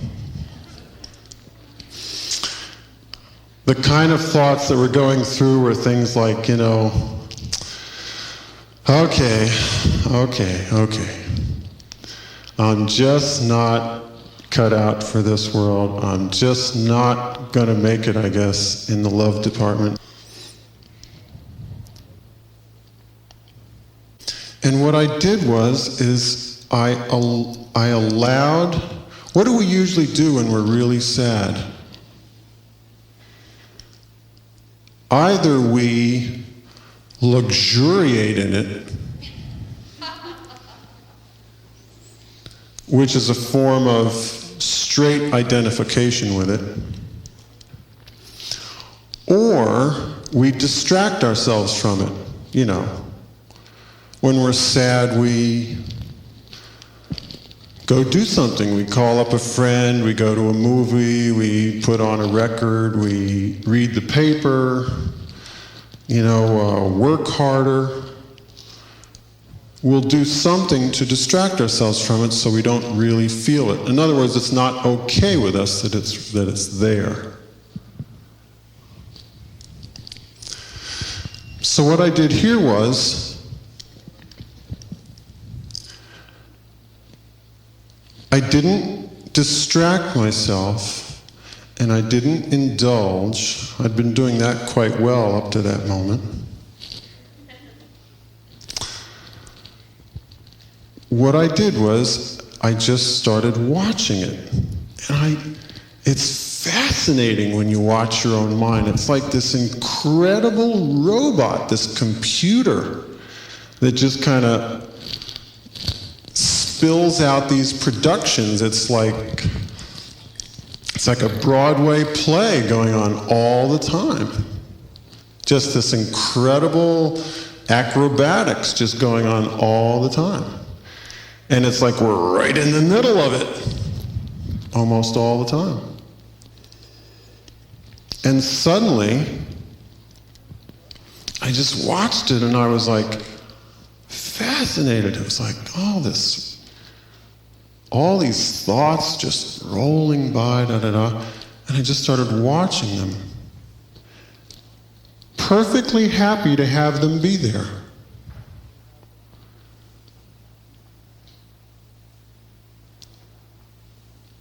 And guess what happened? They just vanished. They just went poof.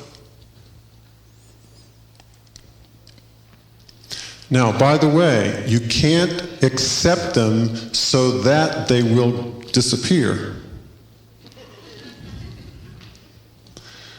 That's not really accepting them, is it? All right, I'll accept this stuff so that it'll go away. that won't work. And the reason is because if we do that, we're not really accepting it. It's not really okay with us that it's really there. So,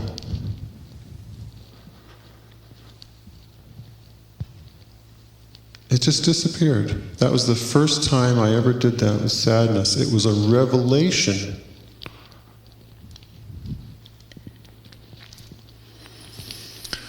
The key is that acceptance, that surrender. Implicit in the watching is the surrender to what is, just not identified with it anymore.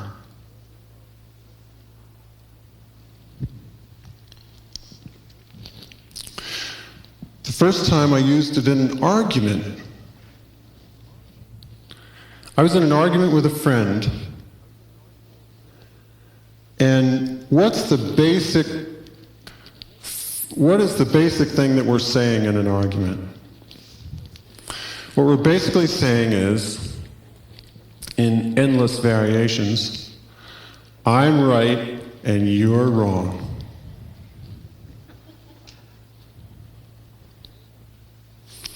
And what they're basically saying in endless variations is, no, I'm right and you're wrong. And it just goes back and forth like that.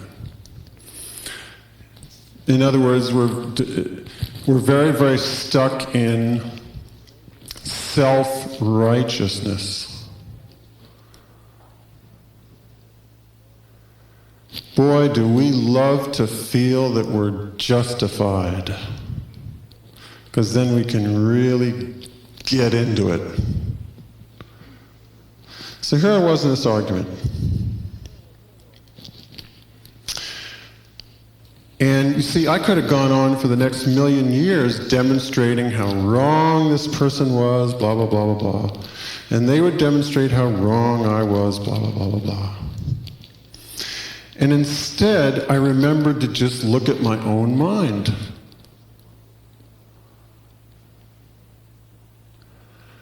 And what I saw was, I was horrified and amazed. It's like my mind was just tight and closed and hard, stuck in its self-righteousness. And then what I did is I told the truth. In other words, I just shared what was really so about that.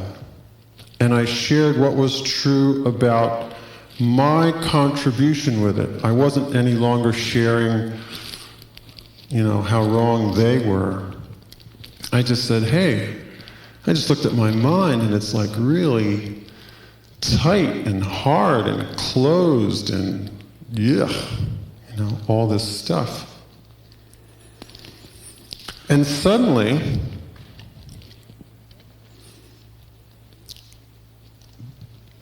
they were free to just look at their mind.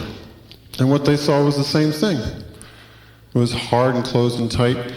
And the two states of mind just, as we were looking at them like that, they just went, poof, they just disappeared. And we were laughing. In an instant, we were just laughing at it. It had just gone. It had just disappeared. It wasn't real. It was just mind productions. Standing room only, all the time.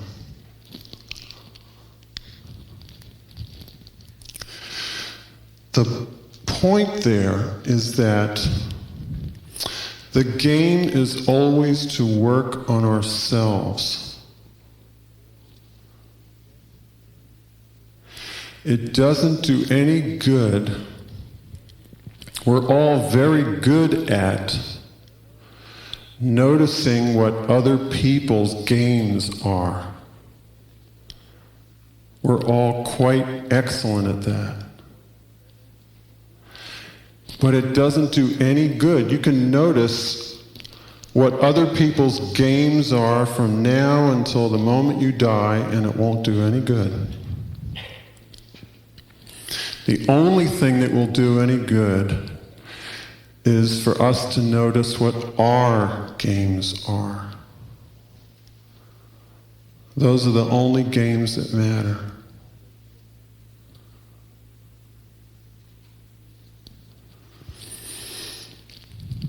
And this even extends to the world. You know, we look at the world as if it's something that's supposed to be changed somehow. It's supposed to get better. It's supposed to be different. And boy, do we know how it's supposed to be different. Just let me tell you how.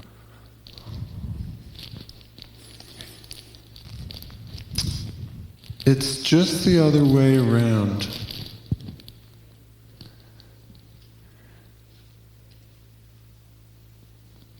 If you see, take something like war.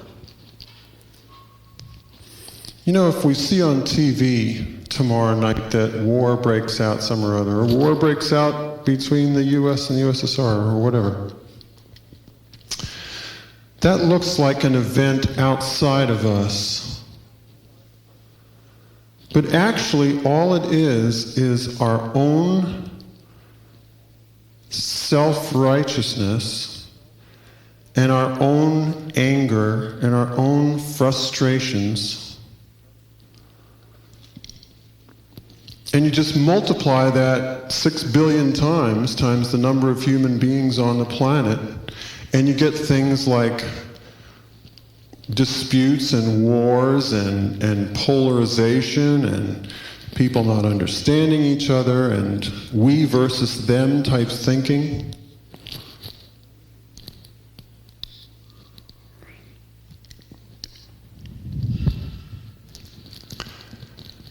Think about it a minute. If we want the world to be more peaceful, you and I have to be more peaceful. It can't happen any other way. We can't get it to be more peaceful out there. Because out there is just people like us also trying to do it out there.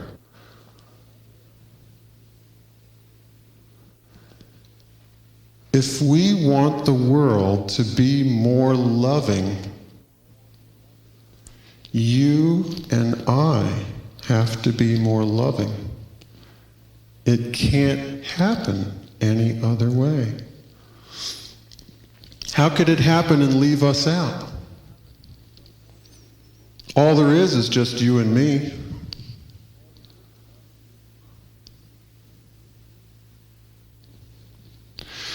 You want other people to be more peaceful? Be more peaceful.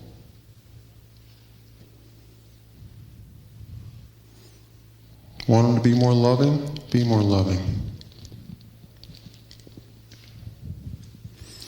In other words, it all starts with you and I. And what is the thing that we want to change the most? The thing that we want to change the most, God help us, is ourselves.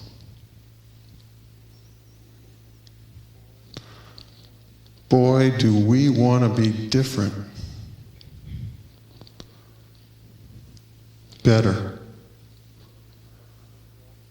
We've got this self-image of how we're supposed to be. Inside each of us is this desire to stand out, to be extraordinary, to, God, let people understand how unique we are.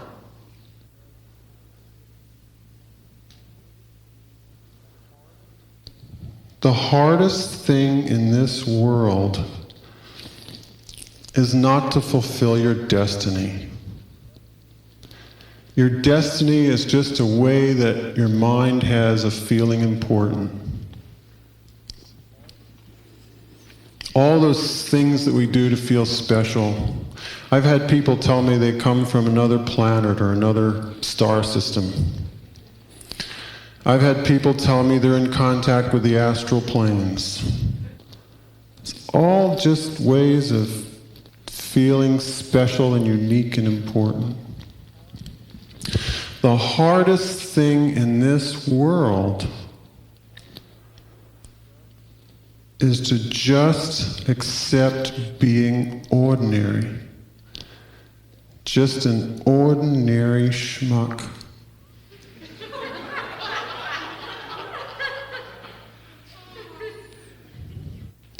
We're just another blade of grass in this vast universe. And it hurts the ego so much to get it. We're just another grain of sand on the beach. Painful. It's really painful to give that up. To give up that sense of how important we are.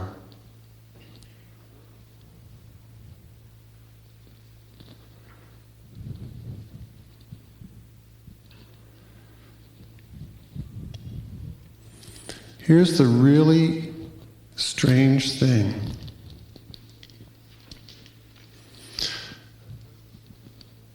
That when we can accept just being ordinary, it's very liberating. It's very freeing because you don't care as much about what other people think. You know, other people are going to judge and evaluate and so forth. That's what minds do. And it doesn't matter so much.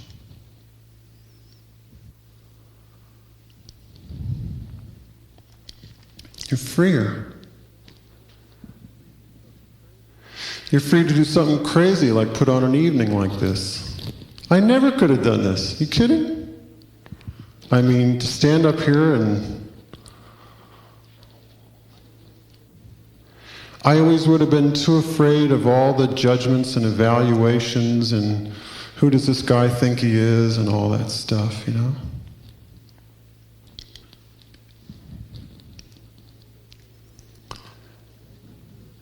And I wouldn't have been able to keep the bottom line in view, which was, you know, hey, how can I be useful?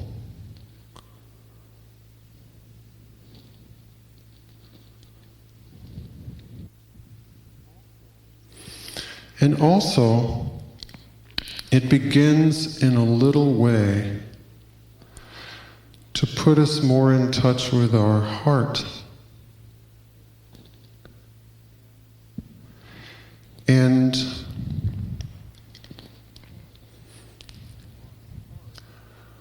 our heart is the only thing that matters on this earth in this lifetime. Everything else we do is just a mind game, it's just a head trip. Where we think we're going and what we think we're doing and what we think we're going to accomplish and what we think of other people, what we think of the world, what we think of God, what we think of the devil, whatever we think about, whatever we think about.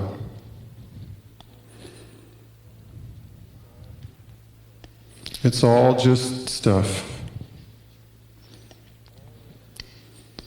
All that matters is that heart. The whole spiritual journey, I think, could be described as just bringing the energy down from the head to the heart. That's it. The spiritual journey is not about, being better than other people or finding out something that they don't know yet or knowing the way it really is and they don't. It's just coming from the head down to the heart.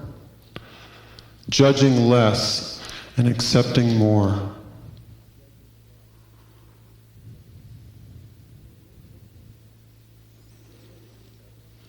It's a good litmus test. Whatever path you're on, whatever you're doing to develop yourself as a person, whether it's your religion or whether it's your psychology or your spiritual practices or whatever you're doing, the test is your energy moving down more toward the heart? Because if it isn't, you're just wasting your time. And this universe is so non-aggressive, it gives us so much freedom that it will allow us to be really stupid. It will give us the freedom to be really stupid. In other words, whatever trip we think we're on, it will allow us to go on playing it right up to the moment we die. It will not force us to think otherwise. And I don't know, maybe we get born again, maybe we've reincarnate, I don't know. But I think if we do, it'll just allow us to keep playing trips. Possibly we've been playing these trips for millions of lives already. And the universe is the utmost in non-violence, non-force. It won't force us to be any different.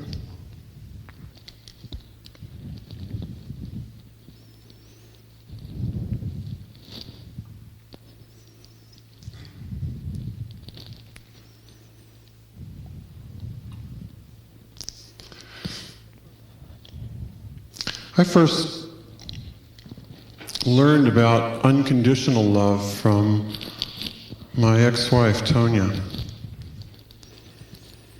And when I first met her, I was a green lad of 25, 26. And I had an experience from her that I had just never encountered before, which was that she just loved me without any strings attached, without any conditions. I didn't have to be a particular way.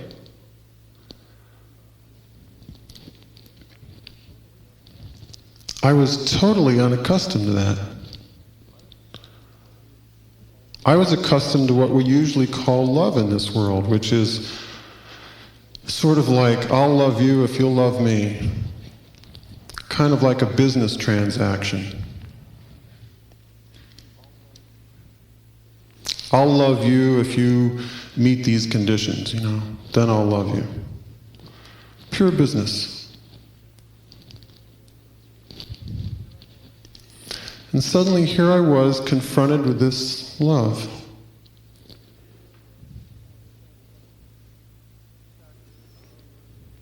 In fact, very early on in the relationship, we had a friend over to dinner, and we had a great time, and after he left, I was just really sunk down. And she said, "What's the matter?" And I wouldn't explain, and blah, blah, blah. And the problem was that my friend was so handsome and so intelligent and so together and so this and that. I just couldn't imagine that she hadn't fallen in love with him.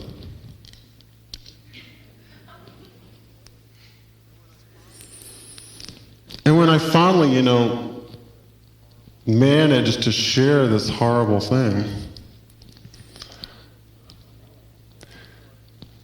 she just said, I think he's perfectly fine, but I just love you. And that's when I first began to see that she just loved me because I breathed, or just because I was there. It was her heart. It didn't matter what I was like. In fact, after 7 or 8 years, I split us up. And she still kept on loving me. It literally didn't have any conditions. Even my separating us wouldn't do it. There wasn't anything I could do to stop her from loving me. And she's now remarried, happily, has a beautiful 2-year-old child named Hillary, another child on the way. And yet she's my best friend. And I'm so fortunate to have her in my life.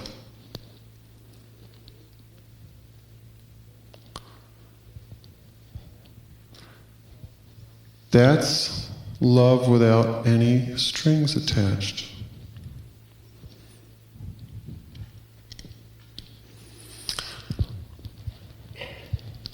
I'd like to tell you a story that happened recently. I had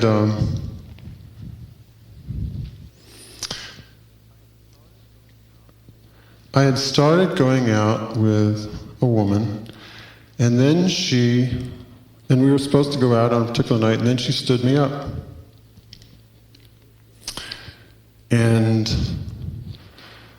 But she had really good reasons and so forth, and so we arranged to get together again. And then she stood me up again. And then she called up the next day, and I said it was okay, and it really wasn't. I wasn't being authentic with her. I was angry.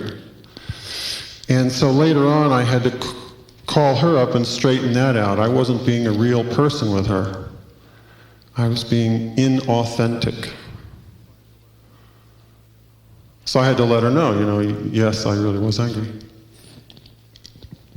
But I came home, and it wasn't so much the being stood up, it was I just really missed having a soulmate. Have you ever just really yearned to have a real soulmate, just somebody you could really, really share with, just let it hang out exactly the way you are? And I missed it so much, I just ached for it.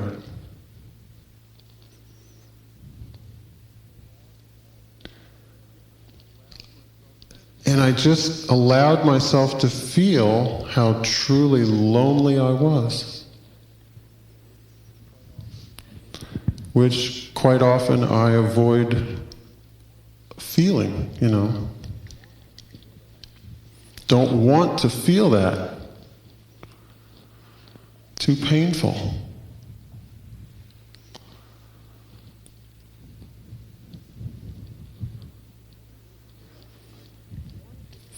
And I wanted this soulmate so much that I started talking to her in my mind as if I knew her.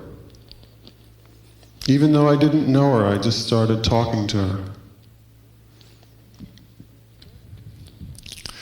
And suddenly, this image of Tonya floated into my mind.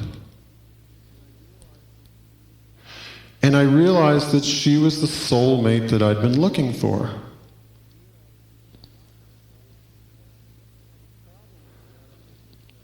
The problem was that I had just never surrendered. I just never surrendered. There was always that little holdout. Always that little, yeah, but maybe there's somebody else who would be even more.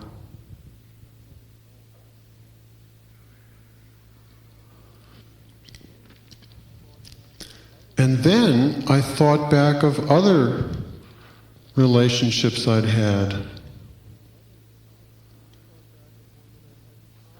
I thought back of one that I'd had in college. And I saw that she would have been a perfect soulmate if I'd let her be. If I could have just surrendered. I could have been in bliss at any time. It was up to me.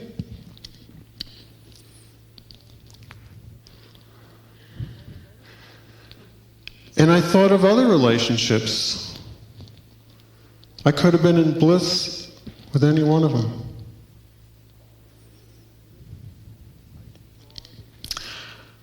I saw that the universe was sending me soulmates constantly.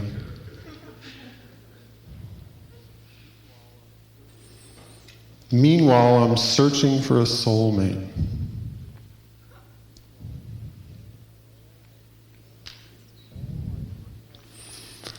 All I ever had to do was just surrender to letting them be perfect.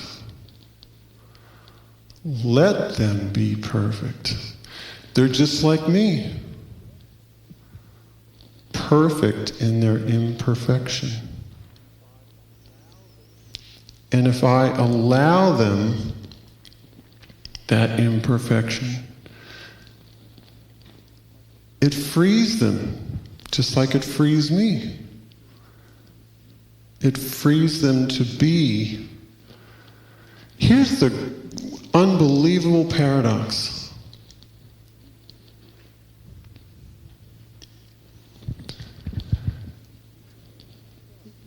When we can accept just being ordinary, just being another blade of grass in this universe,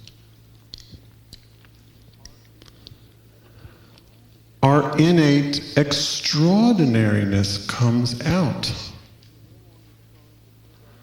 Because we're no longer trying to live up to that ideal of how we're supposed to be. And the truth is, we are extraordinary. Each of us is absolutely beautiful, perfect, extraordinary, unique, special.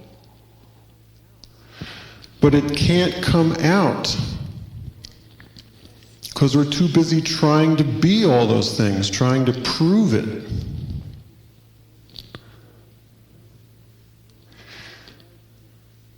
Very ordinary to want to be extraordinary. Everybody feels that way. Very extraordinary to accept being ordinary. And I don't mean to imply that I've done it very much, just a little bit.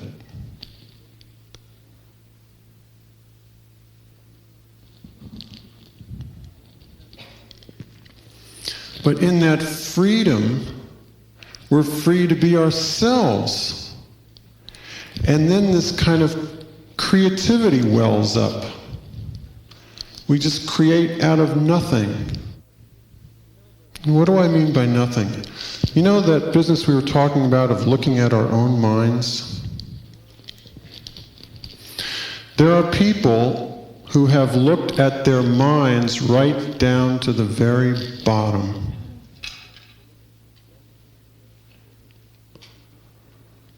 They just looked at this game, and they looked at that one, and they looked at this one, and they looked at that one, and they just kept looking and looking and looking and looking. Usually in silence. The best way to look at your own mind, there's two ways. One is when you're really in the middle of it, You're stuck in something. And the other way is just in silence. You just sit there in silence. You just sit there without anything to do. You're unoccupied. You know, usually how we fill up that space, we're so desperate to fill up the time. Even when we're relaxing, we'll fill it up somehow. We'll open a magazine, flip through it, turn on the radio, watch TV, chew gum, whatever it is we do.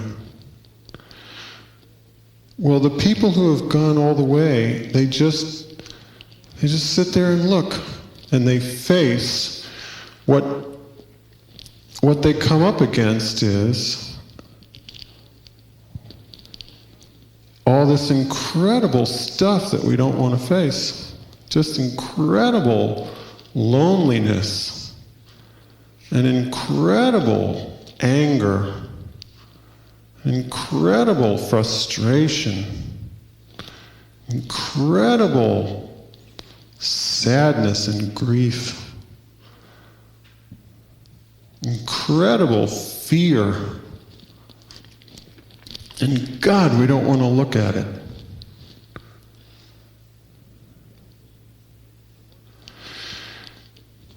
And what happens is they just keep looking, and they look at it, and all this stuff just finally just keeps disappearing, and they get down to rock bottom, and what they discover when they get down to rock bottom is it's just nothing. It has no qualities. So it looks like nothing to the mind because it doesn't have any qualities. It's not hot, it's not cold, it's not good, it's not bad, it's not successful, it's not failure, it's not anything. It's not white, and it's not black, and it's not a color, and it's not anything. It's not a light, and it's not darkness. It's not a sound, and it's not anything.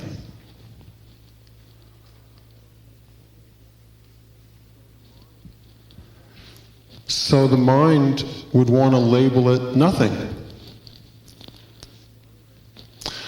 But it's a very pregnant nothingness.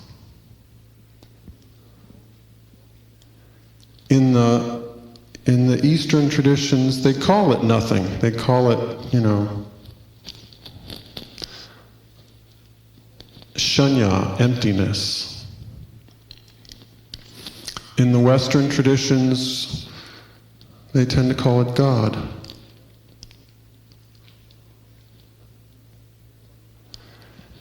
And the funny thing about it is that the nothingness at the bottom of me and the nothingness at the bottom of you is the same nothingness. It's not like I've got my nothingness and you've got yours. It's the same thing. Imagine for a second that you were a wave on the ocean. And then imagine that you suddenly conceived the idea that you were separate, that you were a wave on the ocean. You would suddenly have a problem. Your problem would be how to survive. And you would have an insoluble problem because, in fact, that wave is going to end. Just like we are going to end. We really don't like to look at it very much, but we're going to die. Everything whatsoever that we think is really precious about us is going to just die.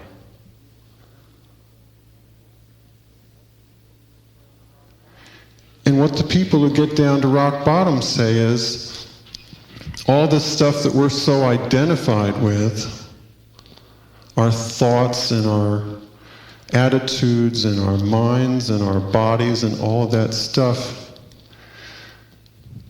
isn't who we are.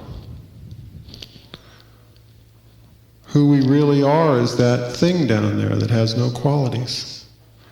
And it takes on various forms, just like an ocean takes on waves.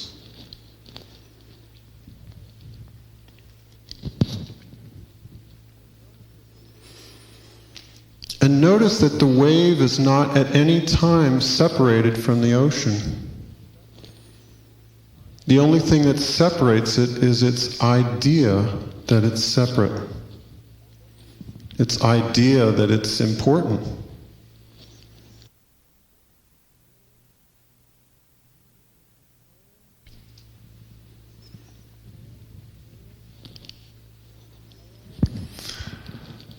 The whole universe is at a party. The party's going on all the time. Because everything is content to be just the way it is. See, the blade of grass isn't out there going, gee, I wish I could be a tree. Wish I could be tall like a tree. It isn't doing that. And the tree isn't going, gee, I wish I could sway with the wind the way the grass does. It's not doing that either. The blade of grass is perfectly content to be a blade of grass. And the tree is perfectly content to be a tree. It's all, the blade of grass is perfect and the tree is perfect. It's all enjoying. It's all at a party. All except us. All except us intelligent human beings. We're not at the party most of the time. We're too busy trying to be something else. Too busy trying to live up to our ideals of what we should be and trying to get the world to live up to our ideas and ideals of how it should be.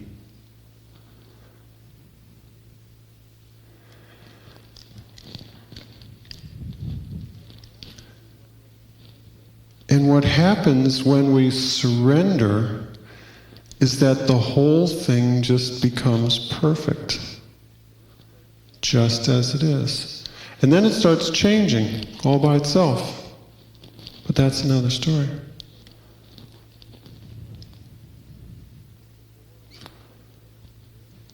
The more we can surrender, you know, all those things that we're holding on to, that we're supposed to be, all that wonderful stuff,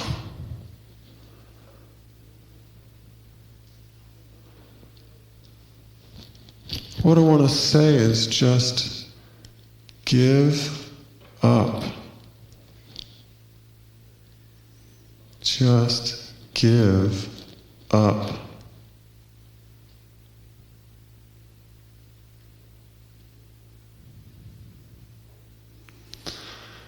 Just take a deep breath and let go.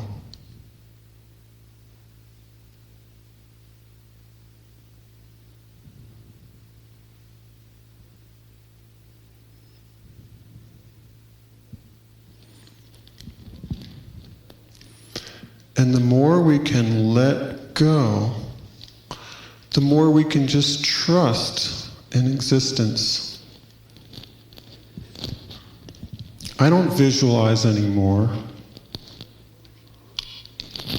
I recommend that you do it because it's valuable, you know. You can get an experience of manifesting things like that. The universe is like silly putty. You can manifest stuff at will. But an even better way of creating is just to surrender. Just surrender. Just let it be the way it is. And then it becomes magical. Just miraculous. My life is like a miracle. And I'm not doing anything. What I'm doing exactly is nothing. And again, I don't mean to imply I'm doing it all that well. I mean, people who know me in real life know what a jerk I can be.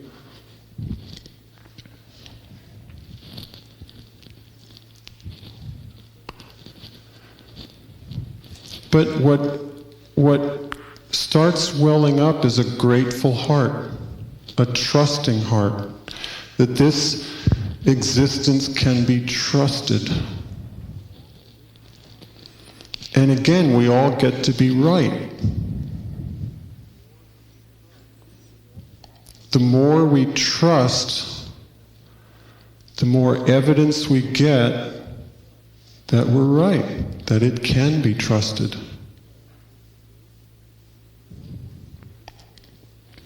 The more we're grateful for it, for just this life, this world, this moment, this problem, the more evidence, the more we get to be right, the more we get to be grateful for. If we go around looking at the bottle as half empty, it just gets more and more and more empty. The universe goes the way we want to go. When we just surrender, it's like it just... Somebody once asked a master, "Does the universe love me?" And he said, "It's the wrong question."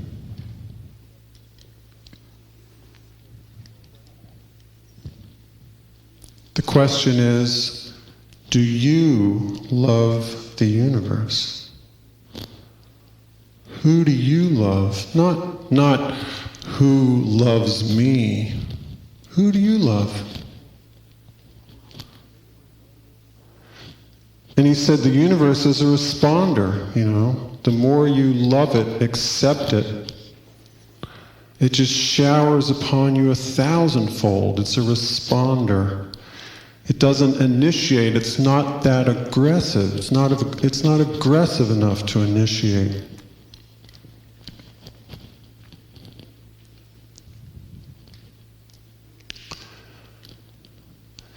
There was a Sufi master one time. His name was Bayezid, really beautiful guy.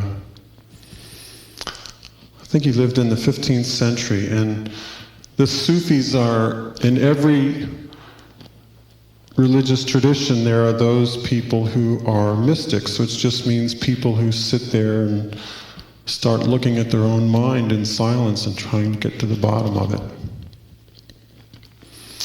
And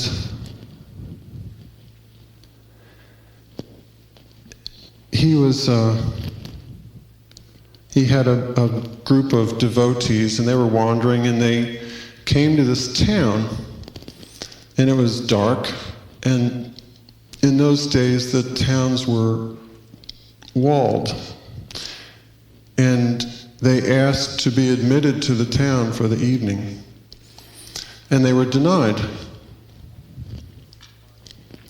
They were cold, they were tired, they were hungry, and they were wet. It was raining.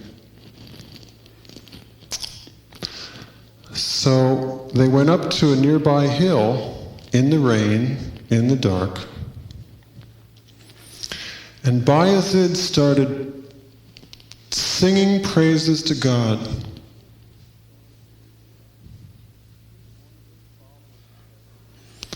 And one of his followers said, "Now you've gone too far.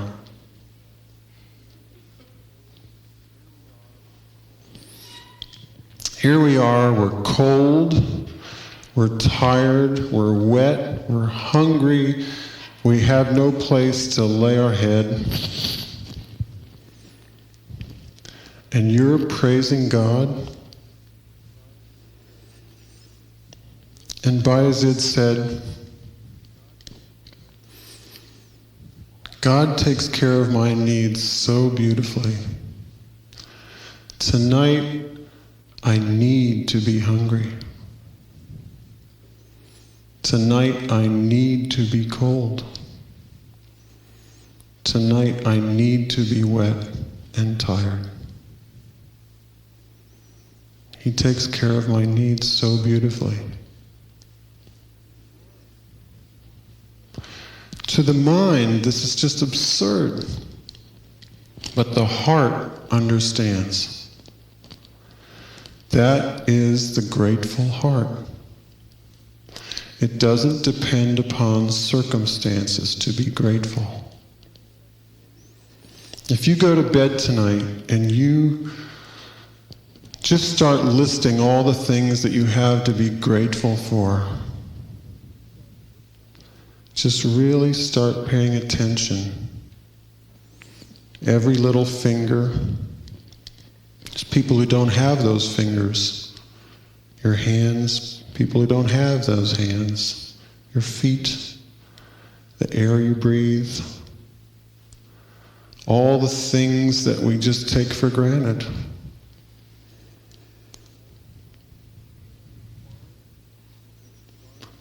You'll find that if you start listing the things you have to be grateful for, that the list is endless. There's no end to it. The nature of our minds is that if 10,000 things are going right and 4 things are going wrong, what do we focus on? Yeah.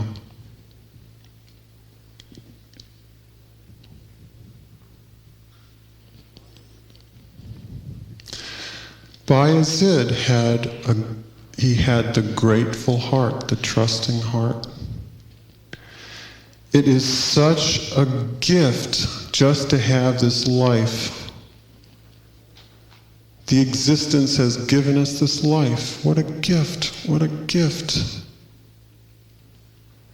What a privilege just to be here. What a privilege to have this consciousness, to be able to just be here.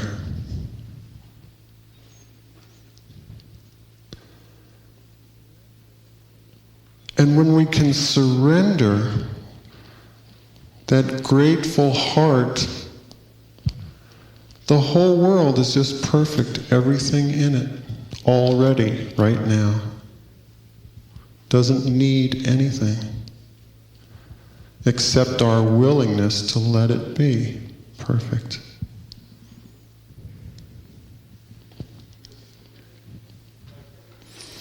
And our willingness to let ourselves be perfect, just as we are. Just in our ordinary jerkiness.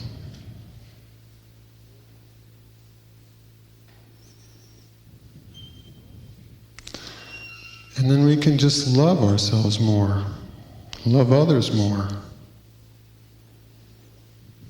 love the world more.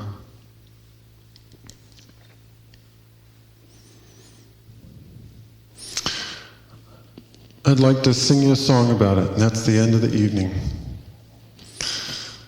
Being such a sentimental old fool as I am.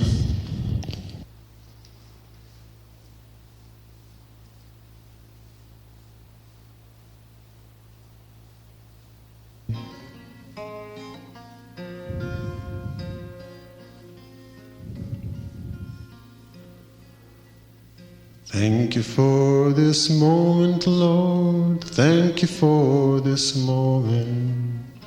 Thank you for this moment, Lord. Thank you for this moment. This healing, this healing, this healing moment. This healing, this healing, this healing moment.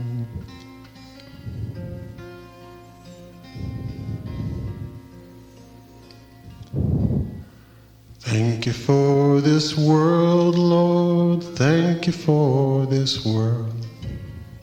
Thank you for this world, Lord. Thank you for this world. This healing, this healing, this healing world.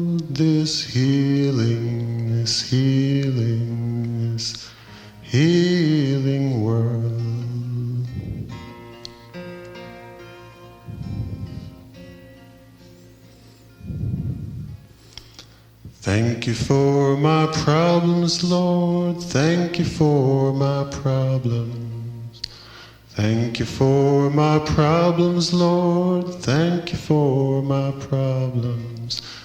My healing, my healing, my healing problems.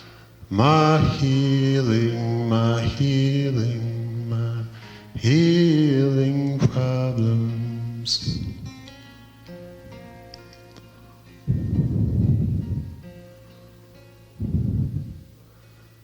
Thank you for this life, Lord. Thank you for this life. Thank you for this life, Lord. Thank you for this life.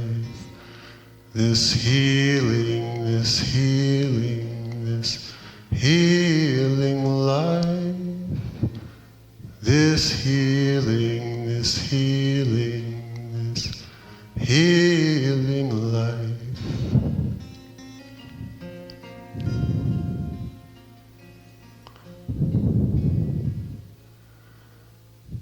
Thank you for your love, Lord. Thank you for your love. Thank you for your love, Lord. Thank you for your love. Your healing, your healing, your healing love. Your healing, your healing, your healing love.